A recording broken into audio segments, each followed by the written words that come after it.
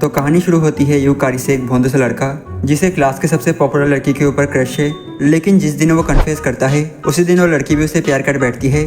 लेकिन तभी गवर्नमेंट उसे फोर्स करती है कि वो एक रिच बैडी से शादी करे और अब उसे दोनों को क्लैप करना होगा और साथ ही लॉ से भी छुपना होगा। और इन सबसे पहले पिछले 50 सालों में गवर्नमेंट ने एक प्रोग्राम लॉन्च किया हुआ है जिससे डिक्लाइनिंग बर्थ रेट को बूस्ट किया जा सके और इसमें लोगों को उनकी जेनेटिक्स के हिसाब से पेयर किया जाता है और उन्हें पार्टनर असाइन कर दिए जाते हैं। और ये प्रोग्राम अब तक बहुत अच्छे से काम कर रहा है जिससे हाई क्वालिटी बेबीज पैदा हुए हैं। और बस एक ही रूल है, किसी को भी अपने ऑफिशियल पार्टनर अनाउंस होने से पहले प्यार करने की इजाज़त नहीं है। लेकिन यूकारी जो सोशली ऑकवर्ड और होपलेस रोमांटिक है वो सोचता है कि ये सिस्टम फ्रॉड है क्योंकि वो पहले ही किसी से प्यार कर चुका है और वो मिसाकी के बारे में सोचना बंद नहीं कर पाता, एक शांत लड़की जिसके छोटे बाल हैं और वो उसके क्लास में पढ़ती है।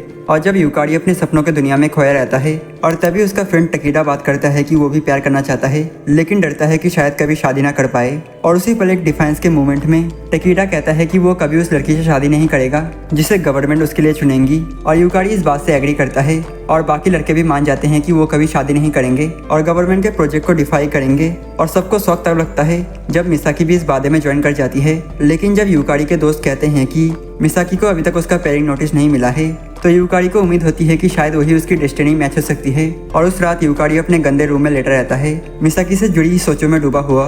और उसके पास अभी भी वो आधा इरेजर है जो उसने कभी मिसाकी को दिया था, वही छोटी सी चीज जिससे उसे पहली बार एहसास हुआ कि वो उसे पसंद करता है। और डिनर करते हुए उसके पेरेंट्स उसे याद दिलाते हैं कि सिर्फ 2 दिन बाद उसका बर्थडे है और एक्साइटमेंट से कहते हैं कि उसी दिन उसे अपना पार्टनर पता चलेगा। और यही सोचकर यूकारी ठान लेता है कि अब वो इंतजार नहीं करेगा और मिसाकी से जाकर कन्फेस करेगा। और अगले दिन वो फाइनली मिसाकी के पास पहुंचता है अपनी ऑकवर्ड एक्सप्रेशन और नर्वस एनर्जी के साथ और वो उनके पुराने पास्ट की बातें छेड़ने की कोशिश करता है। लेकिन मिसाकी शांति से कहती है कि उसे यूकारी का पैथेटिक एग्जिस्टेंस याद भी नहीं। और ये सुनकर यूकारी टूट जाता है और जैसे ही वो जाने लगता है वो आखिरी बार उसे पुकारता है और कहता है कि वो उसे प्लेग्राउंड में मिले। और उस शाम स्कूल के बाद यूकारी फीकी पड़ती रोशनी में अकेले खड़ा इंतजार करता है जैसे कोई लॉयल कुत्ता। और घंटे बीत जाते हैं और यहाँ तक कि पुलिस भी उसे रोककर पूछताछ करने लगती है तो वो बहाना बनाता है कि वो बस सैंड में घर बना रहा है। और जैसे ही वो मायूस होकर मान लेता है कि उसका मिसाकी के साथ कोई चांस नहीं है तभी अचानक मिसाकी वहाँ आती है और उसका हाथ पकड़ती है और दोनों एक बेंच पर बैठते हैं, पहले तो चुपचाप। और जैसे ही मिसाकी की नज़र उन सैंड के घरों पर जाती है और यूकारी उसके बारे में नॉनस्टॉप बोलने लगता है अपने गी की ऑब्सेशन रिवील करते हुए। और मिसाकी हंस पड़ती है और बताती है कि उसे याद है कि 5th क्लास में भी यूकारी सैंड घर के पीछे कितना ऑब्सेस्ड था। और ये सुनकर यूकारी हैरान हो जाता है कि मिसाकी को सब याद है। और फिर मिसाकी कन्फेस करती है कि उसने उसे कभी सच में भुलाया नहीं था, बस वो इतनी शाय थी कि कभी कह नहीं पाई। और यूकारी अपना दिल खोलकर रख देता है और वो कहता है कि वो बस एक साधारण लड़का है जिसने मिसाकी का ध्यान खींचने के लिए सब कुछ किया, यहाँ तक कि इतनी मेहनत की कि उसे स्कूल में एडमिशन ले पाए, सिर्फ इसीलिए कि क्योंकि वो उसे प्यार करता है। और मिसाकी तुरंत जवाब नहीं देती लेकिन फिर उसके आंखों से आंसू बहने लगते हैं और वो बताती है कि उसके पास अब भी वो इरेजर है जो यूकारी ने उसे दिया था और कि वो हमेशा से उससे प्यार करती रही है। और वही छोटा सा जेस्चर उसे यकीन दिला गया था कि यूकारी एक अच्छा इंसान है। और भावुक होकर यूकारी उसे गले लगा लेता है और दोबारा कन्फेस करता है कि वो उसके साथ रहना चाहता है। और वो दोनों एक दूसरे की बाहों में पिघल जाते हैं और मिसाकी इस पल को खोना नहीं चाहती और वो यूकारी से कहती है कि वो उसे किस करना चाहती है। और अब जब सब साफ हो चुका है वो उसके साथ कई चीजें शेयर करना चाहती है, शुरुआत उनके फर्स्ट किस से। और दोनों एक दूसरे को प्यारा किस शेयर करते हैं और जैसे ही किस गहरा होता है यूकारी का फोन बीप करता है और वो मोमेंट टूट जाता है। और यूकारी सोचता है कि मैसेज उसके पेरेंट्स का होगा लेकिन ये एक अजीब ग्लिच ईमेल होता है जिसमें उसका गवर्नमेंट असाइंड पार्टनर अनाउंस किया गया है। और वो मैसेज पढ़ता है और खुशी से देखता है कि उसमें थोड़ी देर के लिए मिसाकी का नाम चमकता है लेकिन तुरंत गायब हो जाता है। और कुछ ही पलों बाद 2 गवर्नमेंट ऑफिशियल इचिगो और यूजिमा दोनों खुद यूकारी के पास आते हैं उसको ऑफिशियल पेयरिंग लेटर देने के लिए। और यूकारी उसे बेसब्री से खोलता है लेकिन उसमें किसी और लड़की का नाम देखकर वो कंफ्यूज हो जाता है। और वो ऑफिशियल्स को समझाने की कोशिश करता है कि उसने अभी मैसेज में मिसाकी का नाम देखा था लेकिन इचिगो शांति से बताती है कि जो डॉक्यूमेंट वो दे रही है वही ऑफिशियल है।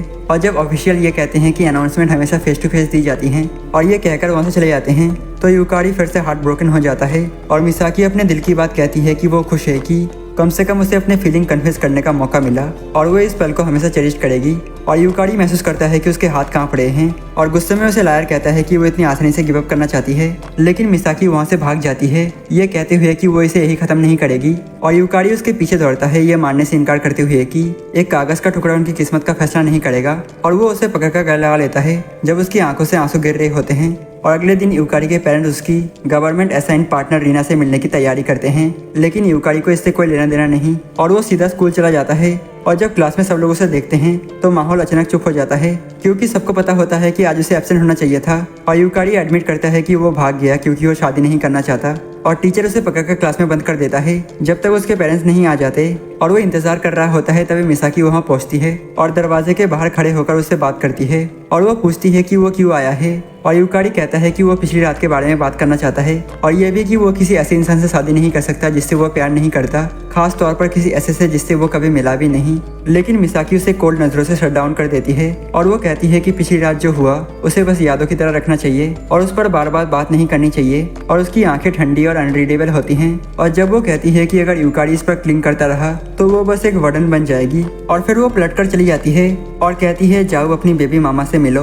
और इसके बाद यूकारी अनिच्छा से अरेंज मीटिंग पर पहुंचता है जहां उसके पेरेंट्स उसके होने वाले इन लॉज से मिलते हैं। और यूकारी अंदर कदम रखते ही निकलने का मन बनाता है, लेकिन जब उसकी नजर रीना पर पड़ती है तो वो हैरान हो जाता है और वो उसकी उम्मीद से कई ज्यादा सुंदर निकलती है। और यूकारी का दिल इंस्टेंट फोल्ड हो जाता है और मीटिंग शुरू होती है और पेरेंट्स आपस में अच्छे से घुल मिल जाते हैं, लेकिन यूकारी का लैक ऑफ इंटरेस्ट साफ झलकता है जिससे रीना इरिटेट हो जाती है। और कुछ ही देर में रीना स्नैप कर देती है और वो खड़ी होकर कहती है कि यूकारी रूड है और बस वही एफर्ट कर रही है। और वो गुस्से में डिक्लेयर करती है कि उसे किसी बम जैसे लड़के से शादी में कोई इंटरेस्ट नहीं है, और गुस्से से बाहर निकल जाती है। और ये देखकर दोनों फैमिलीज पैनिक कर जाते हैं और यूकारी के फादर उसे जोर देकर कहते हैं कि जाकर रीना को वापस लाओ। और हल्का सा गिल्ट महसूस करते हुए यूकारी उसकी तलाश करता है और यूकारी उसे ढूंढते हुए फ्रूट एंड क्लोजेट तक पहुंचता है और वहाँ रीना उसका हाथ पकड़ लेती है और उसे एक ऑकवर्ड पोजीशन में खींच लेती है, और वही पोज जिसके लिए मियां खलीफा फेमस है। लेकिन यूकारी जब उसकी आंखों में आंसू देखता है तो वो तुरंत पीछे हट जाता है और माफी मांगता है। और तभी रीना अपना दिल खोलती है और वो मानती है कि उसे डर लग रहा था क्योंकि वो यूकारी को जानती नहीं थी, और उसकी काउडली एटीट्यूड ने उसे सोचने पर मजबूर कर दिया कि उनका पेयरिंग कभी काम नहीं करेगा। और यूकारी गहराई से झुककर फिर से माफी मांगता है और उसकी ईमानदारी देखकर रीना पिघल जाती है और उसे माफ कर देती है। और वो खुश होती है कि यूकारी आखिरकार अपनी बातें खुलकर कह रहा है, बजाय इसके कि चुप हो जाए जैसा पहले किया था। और इसी दौरान यूकारी कन्फेस करता है कि वो पहले से ही किसी और से प्यार करता है और उसी सुबह उस लड़की ने उसे रिजेक्ट भी कर दिया था जिससे वो टूट गया था। और ये कहते हुए यूकारी घबरा जाता है, समझते हुए कि अपनी फ्यूचर वाइफ से ये कहना कितना अजीब है। लेकिन रीना क्यूरियस हो जाती है और डिटेल पूछती है और यूकारी पूरी बिखरी लव स्टोरी बता देता है। लेकिन नाराज होने की बजाय रीना इंट्रिग्ड हो जाती है और वह जानना चाहती है कि आखिर यूकारी को मिसाकी से प्यार क्यों हुआ और क्या वो सच में उससे शादी करना चाहता है। और शाई होते हुए और ऑकवर्डली यूकारी कहता है कि उसने इतना आगे सोचा नहीं है और बस इतना जानता है कि जब वो मिसाकी के साथ होता है तो उसकी फीलिंग रियल लगती है और वो खुश रहता है। और रीना जिसने कभी लव एक्सपीरियंस नहीं किया वो मोहित हो जाती है और वो सोचने लगती है कि असली प्यार क्या होता है। और यूकारी एक टीनेज लड़की की तरह कर्टन के पीछे उसकी बॉडी की आउटलाइन नोटिस करता है, लेकिन खुद को कंट्रोल करता है और ध्यान हटाता है। और यूकारी की स्टोरी सुनकर रीना को शक होने लगता है कि मिसाकी शायद कुछ छुपा रही है और उसका अचानक बदला हुआ बिहेवियर सस्पिशियस लगता है। हालांकि ये सब यूकारी की बातें सुनकर एक अंदाजा था, फिर भी रीना इतनी इंटरेस्टेड हो जाती है कि वो यूकारी की मदद करने का फैसला करती है ताकि वो मिसाकी की असली फीलिंग जान सके। और धीरे धीरे दोनों अच्छे से मिले जुलने लगते हैं और यूकारी सजेस्ट करता है कि वो अपने पेरेंट्स के सामने हाथ पकड़कर बाहर निकले ताकि उनका रिश्ता कन्विंसिंग लगे। लेकिन अंदर ही अंदर यूकारी थोड़ा कन्फ्लिक्टेड महसूस करने लगता है। और अगले दिन यूकारी अपने दोस्तों को रीना की फोटो दिखाता है और कहता है कि उसने उसे अपने स्कूल बुलाया है। और उसके दोस्त रीना की क्यूटनेस देखकर इम्प्रेस और जेलस हो जाते हैं। और तभी मिसाकी क्लासरूम में दाखिल होती है और नसाका उससे कैजुअली पूछता है कि क्या वो यूकारी के पार्टनर को देखना चाहती है। और ये सुनकर मिसाकी हैरान तो होती है, लेकिन कोल्डली जवाब देती है कि उसे कोई इंटरेस्ट नहीं है और वहाँ से चली जाती है। और उस दोपहर यूकारी रीना के स्कूल पहुँचता है और जब यूकारी उसके बारे में पूछता है तो एक लड़की मजाक उड़ाते हुए उसे टेप बम कहकर बुलाती है और बताती है कि वो इन्फर्मरी में है। और वहाँ यूकारी को रीना सोते हुए मिलती है और रीना कहती है कि अब आराम करने के बाद उसे बेहतर लग रहा है। और फिर वो यूकारी से कहती है कि वो बाहर वेट करे जब तक कि वो कपड़े बदल ले। लेकिन जैसे ही यूकारी उसके निकनेम टेप बम का जिक्र करता है, रीना घबराहट में कर्टन खोल देती है और वो भूल जाती है कि वो अभी अपने पिंकी डिंकी में है। और वो घबराकर पूछती है कि यूकारी ने यह नाम कहाँ पर सुना। और फिर रीना अपने पास्ट के बारे में बताती है। उसका बचपन ज़्यादातर हॉस्पिटल में बीता और वो बहुत देर से वापस स्कूल लौटी और तब तक बाकी लड़कियां पहले से अपने फ्रेंड्स ग्रुप बना चुकी थी जिससे वो अकेली रह गई। और बहुत कोशिशों के बावजूद उसकी ब्लंट पर्सनैलिटी उन गॉसिप करने वाली लड़कियों से क्लैश कर गई और वो किसी भी ग्रुप में फिट नहीं हो पाई। और यूकारी उसे कंफर्ट करने की कोशिश करता है और कहता है कि वो स्मार्ट है और धीरे धीरे उसे असली दोस्त मिलेंगे। लेकिन रीना कहती है कि उसे फेक फ्रेंड नहीं चाहिए और इसी वजह से लोग उससे दूरी बनाते हैं और उसे टेप बम बुलाते हैं। और यूकारी मानता है कि वो पूरी तरह से नहीं समझ पाता, लेकिन उसे एहसास होता है कि रीना सोशल स्किल्स में स्ट्रगल करती है और फेक्स फीलिंग नहीं दिखा पाती और शर्म से लाल होकर रीना उसे पेट में एक पंच कर देती है। और इसके बावजूद यूकारी कहता है कि उसका इतना ओपन बुक होना उसके लिए एक रिलीव है, क्योंकि इससे उसके जैसे ऑकवर्ड इंसान के लिए उसके साथ बात करना आसान हो जाता है। और यूकारी समझ जाता है कि उसने ज्यादा बोल दिया, लेकिन रीना उसकी बातों से फ्रस्ट्रेट हो जाती है और वो कहता है कि उसे उसके साथ बात करना आसान है। और जिस पर रीना जवाब देती है कि वो इसीलिए क्योंकि यूकारी उसका फ्रेंड नहीं है। और ये सुनकर यूकारी हैरान रह जाता है और उसके मन में और सवाल उठ जाते हैं। और तभी रीना को एहसास होता है कि वो अभी भी किस हालत में है। और यूकारी उसे कन्विंस करने की कोशिश करता है कि उसने कुछ नहीं देखा, लेकिन फिर भी रीना उसे एक जोरदार चमाट मारती है। और बाद में रीना को याद आता है कि उसने यूकारी को बुलाने का असली रीजन क्या था और वो मिसाकी के साथ उसकी स्टोरी और सुनना चाहती थी। और जैसे ही दोनों स्कूल गेट के पास पहुंचते हैं, उन्हें मिसाकी रास्ते से गुजरती हुई दिखाई देती है और बिना हिचकिचाए रीना आगे बढ़ती है और खुद को यूकारी की गवर्नमेंट एसएन बेबी मामा कहकर इंट्रोड्यूस करती है। और फिर दोनों लड़कियां बैठकर बातें करने लगती हैं, जबकि यूकारी पीछे छुपकर सुनता है। और रीना कहती है कि वो उनके बीच नहीं आना चाहती और यूकारी का मिसाकी के साथ रहना सपोर्ट करती है। और वो सच में जानना चाहती है कि मिसाकी के दिल में यूकारी के लिए क्या फीलिंग्स हैं। और शुरुआत में मिसाकी चुप रहती है, लेकिन फिर धीरे धीरे खुलती है और बताती है कि उसे यूकारी के बाल पसंद है और उसके शोल्डर पसंद है। और ये भी कि भले ही वो शाई है, लेकिन वो इनिशिएटिव लेता है। और रीना ये सब डिटेल सुनकर हैरान रह जाती है और अब उसे समझ आता है कि मिसाकी सच में यूकारी को पसंद करती है, लेकिन फिर भी वो कंफ्यूज रहती है कि आखिर यूकारी इतना खास क्यों है। और इसीलिए वो सीधे मिसाकी से पूछती है और मिसाकी बिना रोके यूकारी के बारे में बताती जाती है कि उसे क्यों पसंद है। और दूसरी तरफ से यूकारी सब सुन रहा होता है और सोचता है कि क्या मिसाकी भी उसके बारे में उतना ही सोचती है जितना वो उसके बारे में सोचता है। और बाद में जब दोनों लड़कियां अलग होने लगती है तो मिसाकी खुशी जताती है कि उसे रीना से मिलकर अच्छा लगा और वो फिर से हैंग आउट करना चाहती है। और जब यूकारी रीना के पास पहुंचता है तो उसे आंसुओं में देखता है और रीना कहती है कि उसे खुशी है कि उसने अपनी पहली रियल फ्रेंड बनाई है और अपनी जिंदगी में पहली बार उसे लगता है कि उसके पास सच्चा दोस्त है। और उसका दिल तेज धड़कने लगता है और वो सोचती है कि क्या ये अजीब सा नया एहसास प्यार हो सकता है। और यूकारी जल्दी से उसे समझाता है कि जब तुम प्यार में होते हो तो तुम्हें उस इंसान को किस करने की इच्छा होती है और जब तुम किस करते हो तो लगता है कि तुम फट जाओगे।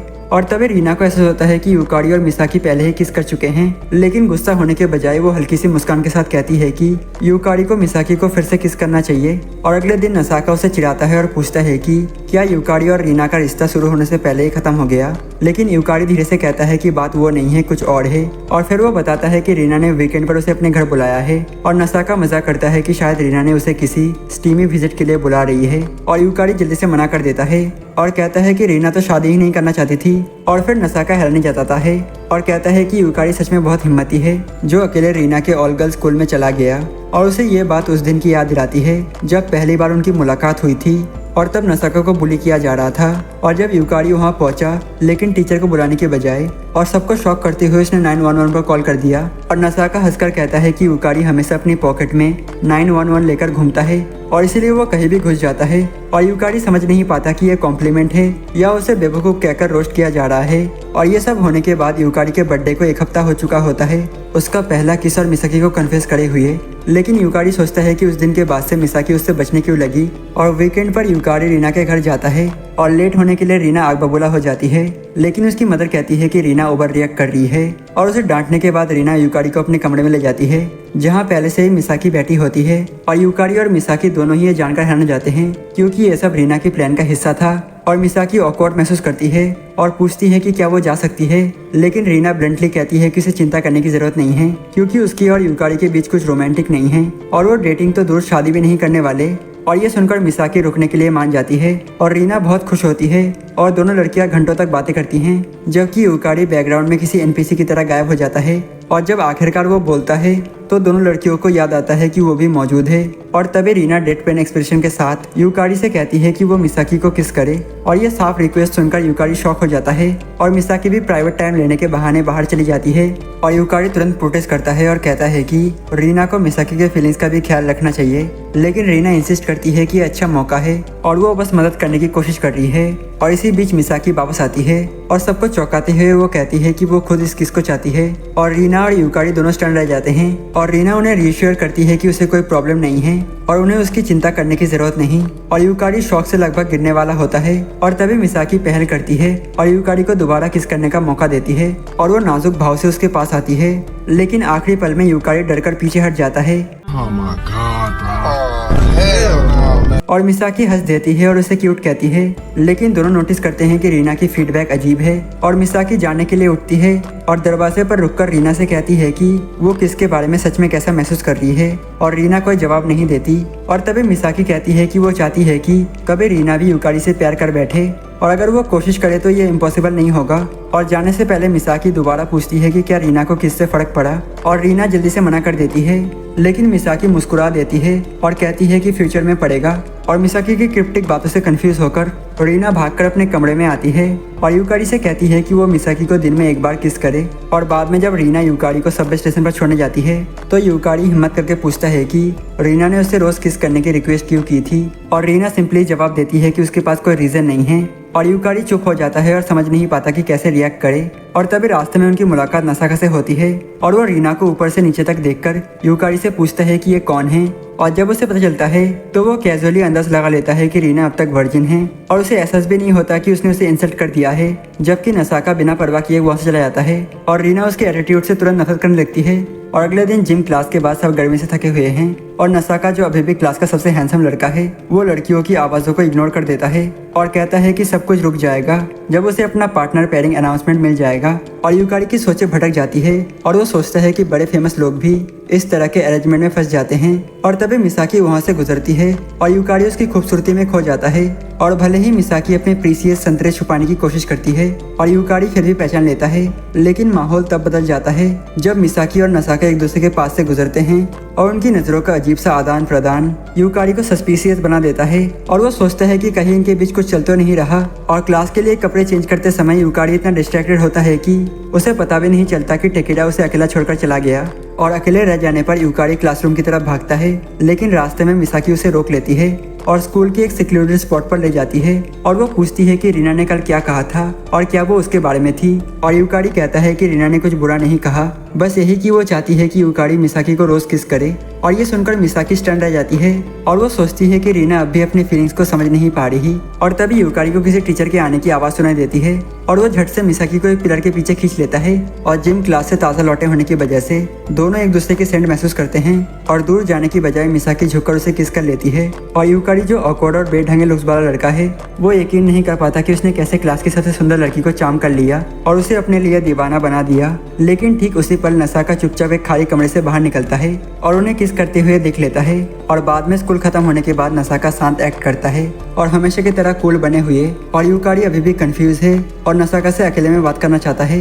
और नसाका कहता है कि उसकी एक मीटिंग है, लेकिन यूकारी कह देता है कि वो इंतजार करेगा। और कई घंटे बाद जब नसाका वापस आता है तो रास्ते में कुछ लड़कियों के पास से गुजरता है और उनमें मिसाकी भी होती है। और मिसाकी की तीखी नज़र को नज़रअंदाज करते हुए वो यूकारी के पास पहुंचता है और वहाँ उसे यूकारी सोता हुआ मिलता है, वो भी एक अजीब से अनकंफर्टेबल पोजीशन में। और खाली क्लासरूम में अकेलेपन का फायदा उठाते हुए नसाका अपनी असली फीलिंग का थोड़ा सा इजहार करता है और सोते हुए यूकारी को किस कर देता है। Why are you gay? पर वो नहीं चाहता कि यूकारी को इस बात का पता चले। और जब यूकारी उठता है तो नसाका कैजुअली पूछता है कि उसे क्या बात करनी थी। और यूकारी झिझकते हुए ऑकवर्डली पूछता है कि क्या नसाका को क्लास में कोई पसंद है। और नसाका इसे हल्के में टाल देता है और कहता है कि उसे कोई पसंद नहीं और ये सवाल टाइम वेस्ट है, लेकिन अंदर से वो अपने सच्चे फीलिंग छुपा लेता है। और उस रात फैमिली डिनर पर रीना को भी बुलाया गया है और अचानक यूकारी की मदर पूछ लेती है कि क्या उसने और रीना ने अब तक किस किया है। और ये सुनकर दोनों घबरा जाते हैं और यूकारी की मदर यहाँ तक कह देती है कि उसने और यूकारी के पापा ने तो जल्द ही थर्ड बेस तक कर लिया था और उसे प्रैक्टिस बताया। और इससे रीना और भी ज़्यादा नर्वस हो जाती है और रीना मासूमियत से पूछती है कि आखिर कपल किस क्यों करते हैं। और यूकारी के पेरेंट्स जवाब देते हैं क्योंकि वो एक दूसरे से प्यार करते हैं। और रीना जो अभी समझ नहीं पाती कि लव असल में क्या होता है और वो और भी उलझन में पड़ जाती है। और बाद में दोनों यूकारी के रूम में आराम करने जाते हैं और जाते हुए यूकारी उसका हाथ पकड़ लेता है। और ये देखकर रीना के मन में कॉन्फ्लिक्ट पैदा होता है क्योंकि उसे पता है कि मिसाकी यूकारी से प्यार करती है।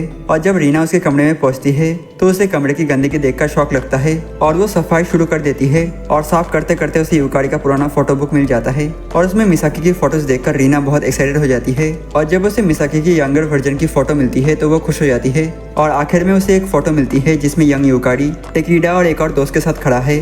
और रीना मजाक में कहती है कि यूकारी पहले भी उतना प्लेन दिखता था जैसा अब है, लेकिन यूकारी को परवाह नहीं होती कि उसके लिए मायने ये रखता है कि उस फोटो में मिसाकी पीछे खड़ी है। और क्यूरियस होकर रीना पूछती है कि यूकारी को मिसाकी से पहली बार कब प्यार हुआ और क्या वो इरेजर मोमेंट था या उससे पहले। और अचानक पकड़े जाने पर यूकारी ब्लश करता है, लेकिन फिर सोचने लगता है और वो तय करता है कि उसे उससे पहले ही प्यार हो चुका था, लेकिन इरेजर वाला मोमेंट वो वक्त था जब उसने वही अपनी फीलिंग कंफर्म कर दी और उसके बाद से स्कूल का हर दिन यूकारी के लिए एक्साइटिंग बन जाता है क्योंकि मिसाकी वही होती है और धीरे धीरे वो उसकी ज़िंदगी की सबसे इम्पोर्टेंट इंसान बन जाती है। और यूकारी का होपलेस रोमांटिक अंदाज सुनकर रीना फ्रस्ट्रेट हो जाती है, लेकिन तभी यूकारी पूछता है कि क्या उसने कभी ऐसी कोई स्ट्रॉन्ग फीलिंग महसूस की है, और ज़रूरी नहीं कि वो लव हो पर कुछ ऐसा जो दिल की धड़कनें तेज कर दे। और रीना याद करती है कि जब वो सालों पहले अभी हॉस्पिटल में थी तो एक डॉक्टर ने उसे बच्चों वाले पुतले दिखाए थे जो ट्रेनिंग के लिए इस्तेमाल होते थे, और क्योंकि वो बच्चों का हॉस्पिटल था वहाँ पेरेंट्स वाले पुतले नहीं थे और उन्हें देखकर उसके दिल की धड़कन तेज हो गई थी, ये सोचकर कि उनकी भी किस्मत वही है पेरेंट्स से अलग होना। और यूकारी उसकी बात गंभीरता से सुनता है, लेकिन फिर मजाक में कहता है कि ये चेरिश करने वाली चीज़ नहीं है बल्कि ये तो एक तरह का किंक है। और बात खत्म होने के बाद रीना को डील याद आती है कि यूकारी को रोज मिसाकी को किस करना है, और ये समझे बिना वो पूछ लेती है कि क्या आज यूकारी ने ये किया। और यूकारी थोड़ा अनकंफर्टेबल होता है लेकिन मान लेता है कि हाँ उसने किया। और रीना ये सुनकर कहती है कि उसे इससे कोई दिक्कत नहीं और वो यूकारी और मिसाकी को साथ देखना सपोर्ट करती है, लेकिन उसके कन्फ्लिक्टेड एक्सप्रेशन कुछ और ही कहानी बयान करते हैं। और अचानक रीना यूकारी की छाती पर गिर पड़ती है और दोनों झटके से अलग हो जाते हैं। और तभी माहौल बदल जाता है क्योंकि दो गवर्नमेंट ऑफिशियल इचिगो और यूजिमा पेयरिंग अनाउंसमेंट के एक हफ्ते बाद फॉलो अप इंटरव्यू के लिए पहुंचते हैं। और इचिगो उनको समझाती है कि जेनेटिक कंपैटिबिलिटी कैसे बचपन से ही फिजिकल और साइकोलॉजिकल एग्जाम के जरिए टेस्ट की जाती हैं, और मैचेस कभी लुक्स पर बेस्ड नहीं होते क्योंकि अट्रैक्शन टू अपीयरेंस सिर्फ लस्ट ड्रिवन होते हैं, और लस्ट अक्सर फेल्ड मैरिज की वजह बनती है। और इस सिस्टम का मतलब लॉन्ग लस्टिंग लव है। और बाद में इचिगो उनकी राय पूछती है और यूकारी कहता है कि उसे अभी समझ नहीं आ रहा, लेकिन रीना जो ज़्यादा एनालिटिकल है सिस्टम को समझती है और इसके एक्चुअल पर्पस पर क्लैरिटी चाहती है। और इचिगो सीधे जवाब देने से बचती है और टॉपिक बदलते हुए कहती है कि यूकारी और रीना साथ में अच्छे लगते हैं। और फिर वो ब्लंट होकर पूछ पड़ती है कि क्या उन्होंने अब तक किस किया है, और यहाँ तक ये कहती है कि ज़्यादातर पेयर कपल 1 महीने के अंदर बम्पिंग बेलिस तक शुरू कर देते हैं। और ये सुनकर रीना शॉक और एम्बेरसमेंट में तुरंत मना कर देती है, और इससे पहले कि वो कुछ और पूछ पाते यूकारी और रीना इचिजू और यूजिमा को बाहर तक छोड़ते हैं। और जाते जाते अचानक इचिजू यूकारी से पूछती है कि ताकासाकी रेजिडेंट कहाँ हैं, और यूकारी चौंक कर पूछता है कि आप मिसाकी की बात कर रहे हैं, और वो सिर हिला देते हैं और यूकारी उनको रास्ता बता देता है। और रीना सोचती है कि शायद ये मिसाकी की पेयरिंग अनाउंसमेंट से जुड़ा होगा, लेकिन इचिजू साफ कह देती है कि ये क्लासिफाइड है और चली जाती है। और अब ये सोचकर कि मिसाकी की भी किसी और के साथ जोड़ी बनने वाली है, यूकारी पूरी तरह टूट जाता है और उसे लगता है कि अब कोई और उसके सपनों की जिंदगी जी लेगा। और तभी रीना उसे होश में लाती है और कहती है कि शायद इचिगो मिसाकी के किसी और फैमिली मेंबर से मिलने गई हो, लेकिन यूकारी कहता है कि मिसाकी के कोई सिबलिंग नहीं है तो पक्का वही है। और रीना यूकारी की इतनी आसानी से हार मानने की आदत पर अनॉयड हो जाती है और वो कहती है क्या तुम्हारा मिसाकी के लिए प्यार इतना कमजोर है, और अगर तुम इतनी जल्दी हार मान जाओगे तो मैं ऐसे इंसान को सपोर्ट नहीं करूंगी बल्कि मैं इससे निराश रहूंगी। और रीना की बातों से मोटिवेटेड होकर यूकारी से शुक्रिया कहता है और माफी भी मांगता है कि वो अपनी पार्टनर होते हुए भी उससे दूसरी लड़की को पाने में मदद करवा रहा है। लेकिन रीना कहती है कि ये मिसाकी के खुशी के लिए भी है क्योंकि वो चाहती है कि मिसाकी भी खुश रहे। और इसी बीच यूकारी की मदर आ जाती है और रीना को याद दिलाती है कि वो अपनी मदर से पूछे क्योंकि सब मिलकर कैंपिंग पर जाने की प्लानिंग कर रहे हैं। और बाद में यूकारी रीना को घर तक छोड़ने निकलता है और सबवे के रास्ते में रीना उसे याद दिलाती है कि मिसाकी से पूछे कि इचिगो और इजुमा उसके घर क्यों आए थे, और ये भी कहती है कि उसे अभी मिसाकी को किस करना है। और यूकारी झुंझुलाकर कहता है कि वो अब और मिसाकी को किस नहीं करना चाहता और उसे ये रिक्वेस्ट अननेचुरल लगती है। लेकिन रीना डिसएग्रीमेंट में कहती है कि असली अननेचुरल ये है कि किसी को अपनी मोहब्बत को किस करने की इजाज़त ना हो। और अगले दिन यूकारी मिसाकी से बात करने की कोशिश करता है लेकिन पूरे दिन उसे कोई मौका ही नहीं मिलता। और आखिर में जब टीचर पैम्पलेट्स बनाने के लिए वॉलंटियर्स मांगते हैं तो मिसाकी को चुना जाता है, लेकिन उसका पार्टनर एब्सेंट होता है। और इस मौके को देखते ही यूकारी वॉलंटियर कर देता है। और स्कूल के बाद जब वो पेपर लेकर निकलता है तो यूकारी देखता है कि मिसाकी बाहर नसाका से बात कर रही है, और ये देखकर उसके दिल में क्यूरियोसिटी और जेलेसी दोनों उठती हैं। लेकिन वो हिम्मत नहीं जुटा पाता कि पूछे कि क्या बात हो रही थी। और फिर पैम्पलेट बनाने के दौरान यूकारी इचिजू और यूजिमा के आने का जिक्र करता है और मिसाकी कंफर्म करती है कि वो आए थे लेकिन पेयरिंग को लेकर नहीं। और जब यूकारी पूछता है कि वो क्यों आए थे तो मिसाकी जवाब देने से बचती है और उल्टा पूछती है कि वो उसके घर क्यों आई थी। और यूकारी बताता है कि वो पेयरिंग सिस्टम के इंटरव्यू के लिए आए थे। और पैम्पलेट बनाते हुए मिसाकी सोचती है उनके जवाबों के बारे में, और यूकारी कहता है कि वो अब तक अपनी फीलिंग्स को पूरी तरह समझ नहीं पाए हैं। और मिसाकी कहती है कि रीना यूकारी के लिए एक अच्छा मैच है क्योंकि दोनों एक जैसे हैं और दूसरों की मदद करना चाहते हैं। और रीना ज़्यादा डिटरमिनेट भी लगती है। और यूकारी मान लेता है कि जब उसने सुना कि इचिजू और इजुमा मिसाकी से मिलने गए थे तो उसका दिल टूट गया था, लेकिन रीना ने उसे हिम्मत दी और हार ना मानने को कहा। और मिसाकी कहती है कि उसे कोई फर्क नहीं पड़ता अगर पेयरिंग का अनाउंसमेंट उसके लिए आ भी जाए क्योंकि यूकारी हमेशा उसके लिए इम्पोर्टेंट रहेगा। और उसी पल जब दोनों अकेले होते हैं मिसाकी खुद आगे बढ़कर उसे फिर से किस करती है और बाद में स्कूल के बाद मिसाकी अपनी दोस्त सू से छुप के मिलने जाती है और सू उसकी हालत देखकर ही समझ जाती है कि कुछ गड़बड़ है और मिसाकी कन्फेस करती है कि उसके पास कुछ ऐसा है जिसे उसे प्रोटेक्ट करना है, यहाँ तक कि उसे झूठ बोलना पड़े। लेकिन वो ये भी मानती है कि वो अपने दिल से झूठ नहीं बोल सकती और उस रात यूकारी के घर पर रीना उसे कॉल करती है और पूछती है कि कोई अपडेट है क्या। और यूकारी राहत की सांस लेकर बताता है कि मिसाकी को अभी तक कोई नोटिस नहीं मिला है।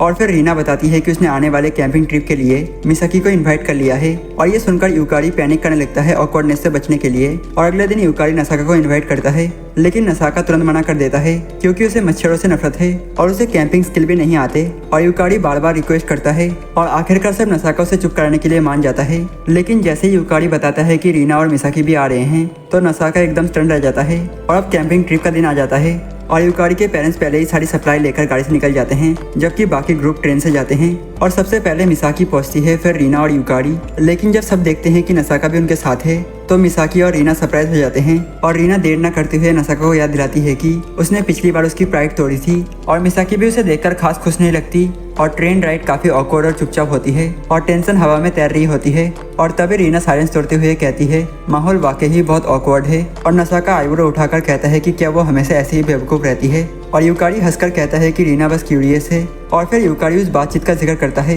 जो उसने पहले नसाका और मिसाकी के बीच देखी थी, लेकिन निसाका उसे टाल देता है और कहता है कि वो कुछ भी नहीं था। और ये बात यूकारी को और भी यकीन दिला देता है कि कुछ ना कुछ जरूर छुपाया जा रहा है। और उसे लगता है कि नसाका को मिसाकी पसंद है। और कैंप साइट पर यूकारी की मदर उसे और नसाका को लंच बनाने में मदद करने को कहती है, जबकि लड़कियां आसपास एक्सप्लोर करने निकल जाती हैं। और यूकारी सोचता है कि नसाका एक स्टाइलिश प्रिटी बॉय है तो जरूर अच्छा कुक होगा, लेकिन उसकी ये इल्यूजन तुरंत टूट जाती है क्योंकि नसाका एकदम बेवकूफ सैंडविच निकलता है और वो ठीक से मीट काट भी नहीं पाता और तो और आलू को साबुन से धोने लगता है। और आखिरकार यूकारी ही पूरा खाना बना देता है, जबकि नसाका बस बेबस होकर देखता रह जाता है।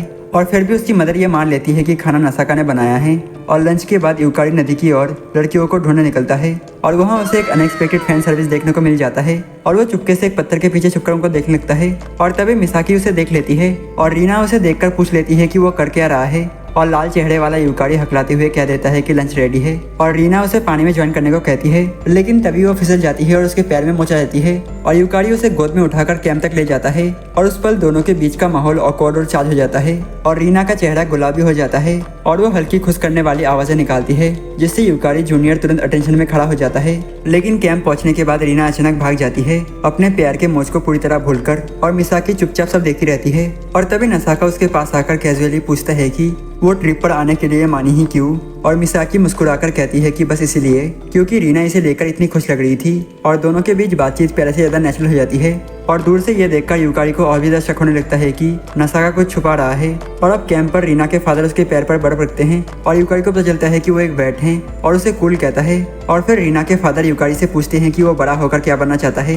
और यूकारी अपने फैसिनेशन के बारे में बताता है, पुराने टूम जिसमें लिखावट के पहले के जमाने की कहानियां छुपी होती हैं। और वो हमेशा सोचता है कि ये टूम्स किसके थे। और रीना अचानक यूकारी की इस थॉटफुल साइड से चौंक जाती है और मिसाकी चुपचाप मुस्कुराते हुए सुनती रहती है। और उस रात दोनों फादर सो जाते हैं, लेकिन यूकारी और नसाका अभी जाग रहे होते हैं। और यूकारी सोचता है कि लड़कियां क्या कर रही होंगी और नसाका बस हल्के से कह देता है ये लड़कियों वाली बात है। और फिर भी शक में डूबा यूकारी और थोड़ा दबाव डालता है और करीब आकर पूछता है कि क्या नसाका कुछ छुपा रहा है। और नसाका एकदम फ्रीज हो जाता है, सोचते हुए कि कहीं यूकारी ने उसके पिकल लविंग सीक्रेट तो पकड़ नहीं ली। और वो कुछ कहने ही वाला होता है, लेकिन तभी रीना बीच में आकर कूद पड़ती है और वो दोनों को चैलेंज करती है करेज टेस्ट का। और जंगल में जहाँ पेयरिंग होती है रीना और निसाका की, जबकि यूकारी जाता है मिसाकी के साथ। और चलते वक्त नसाका कैजुअली रीना से पूछता है कि क्या वो उसे नापसंद करती है क्योंकि उसने उसकी वर्जिनिटी का जिक्र किया था। और रीना कहती है कि हाँ, ये भी एक कारण है। और नसाका हंसते हुए कहता है कि अगर यूकारी किसी ऐसी लड़की के साथ फंस गया तो उसकी खैर नहीं। और रीना तुरंत यूकारी को डिफेंड करती है और बोलती है कि हाँ, उसका दिमाग कभी कभी शॉर्ट सर्किट हो जाता है, लेकिन वो बहुत काइंड है और किसी को चोट नहीं पहुंचाता। और रीना की नज़र में ये रेयर क्वालिटी है। और फिर रीना मान लेती है कि वो चाहती है कि यूकारी और मिसाकी साथ हो जाएं, लेकिन नसाका उसे तुरंत रोक देता है और चेतावनी देता है कि शायद वो दोनों की जिंदगी और मुश्किल बना रही है। और दूसरी तरफ यूकारी और मिसाकी चुपचाप चलते हैं और दोनों को पता है कि ये सब रीना की ही आइडिया थी, लेकिन मिसाकी को कोई दिक्कत नहीं। और वो कहती है कि अंधेरा है, उसका हाथ पकड़ ले। और फिर वो बात छेड़ती है अगर गिरने और चोट खाने वाली वो होती तो क्या यूकारी उसे उठाकर ले जाता। और बिना सोचे यूकारी जोर से कह देता है हाँ बिल्कुल। और मिसाकी और कुछ कहने ही वाली होती है कि तभी एक फायरफ्लाई उड़ता हुआ आता है और मिसाकी उसका हाथ पकड़कर कहती है कि चलो इसे फॉलो करते हैं, और दोनों गहराई में चले जाते हैं। लेकिन अचानक एक गड्ढे में गिर पड़ते हैं और यूकारी सीधे मिसाकी के ऊपर आ गिरता है और गलती से एक फैन सर्विस मूवमेंट बन जाता है और वो उठने की कोशिश करता है, लेकिन मिसाकी उसके गले में हाथ डालकर उसे रोक लेती है और उसकी आंखें नरम और लॉगिंग से भरी हुई होती हैं, जैसे वो नहीं चाहती कि यूकारी का शरीर उससे दूर जाए। और उधर दूसरी तरफ रीना अपने मैच मेकिंग को डिफेंड करती है और कहती है कि वो बस यूकारी और मिसाकी को खुश देखना चाहती है, लेकिन नसाका उसे कठोर रियलिटी दिखाता है और वो पूछता है कि अगर सच में यूकारी ने मिसाकी को चुन लिया तो तुम्हारा क्या होगा। और वो कहता है कि तब तुम्हें किसी और अजनबी आदमी से शादी करनी पड़ेगी जो शायद यूकारी से कई ज्यादा बुरा निकले। और वो ये भी कहता है कि अगर तुमने गवर्नमेंट मैच को रिजेक्ट कर दिया तो उसका रिकॉर्ड यूकारी के नाम पर जाएगा और उसका फ्यूचर खराब हो सकता है और कॉलेज एप्लीकेशंस और जॉब प्रोस्पेक्ट सब मुश्किल हो जाएंगे, जिससे उसका ड्रीम जॉब प्रैक्टिकली खत्म हो जाएगा। और रीना ये सुनकर एकदम स्टन रह जाती है क्योंकि उसने कभी इस एंगल से सोचा ही नहीं था। और दोनों चुप हो जाते हैं जब तक कि एक और फायरफ्लाई उनके सामने नहीं आ जाता और वो उसे फॉलो करते हैं और पहुंचते हैं जहां पर यूकारी और मिसाकी अब भी एक दूसरे के ऊपर गिरे पड़े हैं। और नसाका तुरंत सिचुएशन समझ जाता है, जबकि रीना अभी भी बेखबर रहती है और कहती है कि वो भी नीचे जाना चाहती है और अब चारों लोग गड्ढे में फंसे हुए हैं। और जब रीना रास्ता दिखाते हुए सबको बाहर निकालती है तो नसाका मजाक में यूकारी को चिढ़ाता है कि उसने तो प्लॉट जैकपॉट मार लिया, और यूकारी तुरंत मना कर देता है। और वापस लौटते वक्त उनको और फायरफ्लाइज दिखती हैं जो उन्हें एक चमकते हुए रिवर तक ले जाती हैं और सबके कदम एकदम धीमे हो जाते हैं और माहौल एकदम शांत और सब बस उस नज़ारे को देखते रहते हैं। और नसाका फिर भी शिकायत करता है कि आखिरकार ये तो बस कीड़े हैं, जिस पर यूकारी उसे टीज करता है और रीना उस ग्लो को और चमकते देखकर मंत्रमुग्ध हो जाती है। और मिसाकी उससे पूछती है कि क्या वो डर रही है और रीना धीरे से सिर हिलाकर कहती है कि नहीं,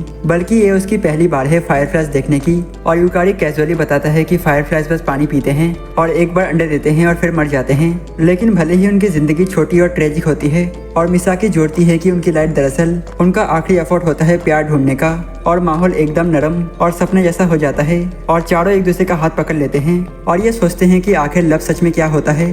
और 2 दिन बाद शहर में मिसाकी अपनी रास्ता लेती है और नसाका दूसरी तरफ जाता है और यूकारी उसके साथ थोड़ा चलता है ताकि बात कर सके। और यूकारी माफी मांगता है सोचते हुए कि नसाका को ट्रिप पसंद नहीं आई, और नसाका कैजुअली शक कर देता है और कहता है कि मजा आया, लेकिन अचानक माफी मांगता है और यूकारी कंफ्यूज हो जाता है और पूछता है कि किसके लिए। और वो हिंट करता है कि शायद वो इस सीक्रेट से जुड़ा है जिसे मिसाका छुपा रहा है, लेकिन नसाका कोई जवाब नहीं देता और बस चलता रहता है। और यूकारी का शक और गहरा हो जाता है और बाद में यूकारी रीना से मिलता है और वो तुरंत नोटिस करती है कि उसके मूड में कुछ गड़बड़ है और माहौल हल्का करने के लिए वो टूम्स का टॉपिक उठाती है। और यूकारी तुरंत ब्राइटन हो जाता है और अपने फेवरेट टूम्स के बारे में एक्साइटेड होकर बातें करने लगता है और उसे एहसास होता है कि रीना उसकी चिंता कर रही थी और वो धीरे से उसे थैंक यू बोलता है। और उस शांत पल में यूकारी समझ जाता है कि उनका रिश्ता धीरे धीरे बदल रहा है और बिना किसी जबरदस्ती के बस अपने आप बढ़ रहा है। और कैंप के बाद की रात रीना को एक सपना आता है और सपने में यूकारी उसके ऊपर है और उसे इंटेंस तरीके से किस कर रहा है और उससे कह रहा है कि वो दोनों तब तक पंपिंग करते रहेंगे जब तक एक जूनियर रास्ते में ना आ जाए। और रीना अचानक नींद से जाग जाती है,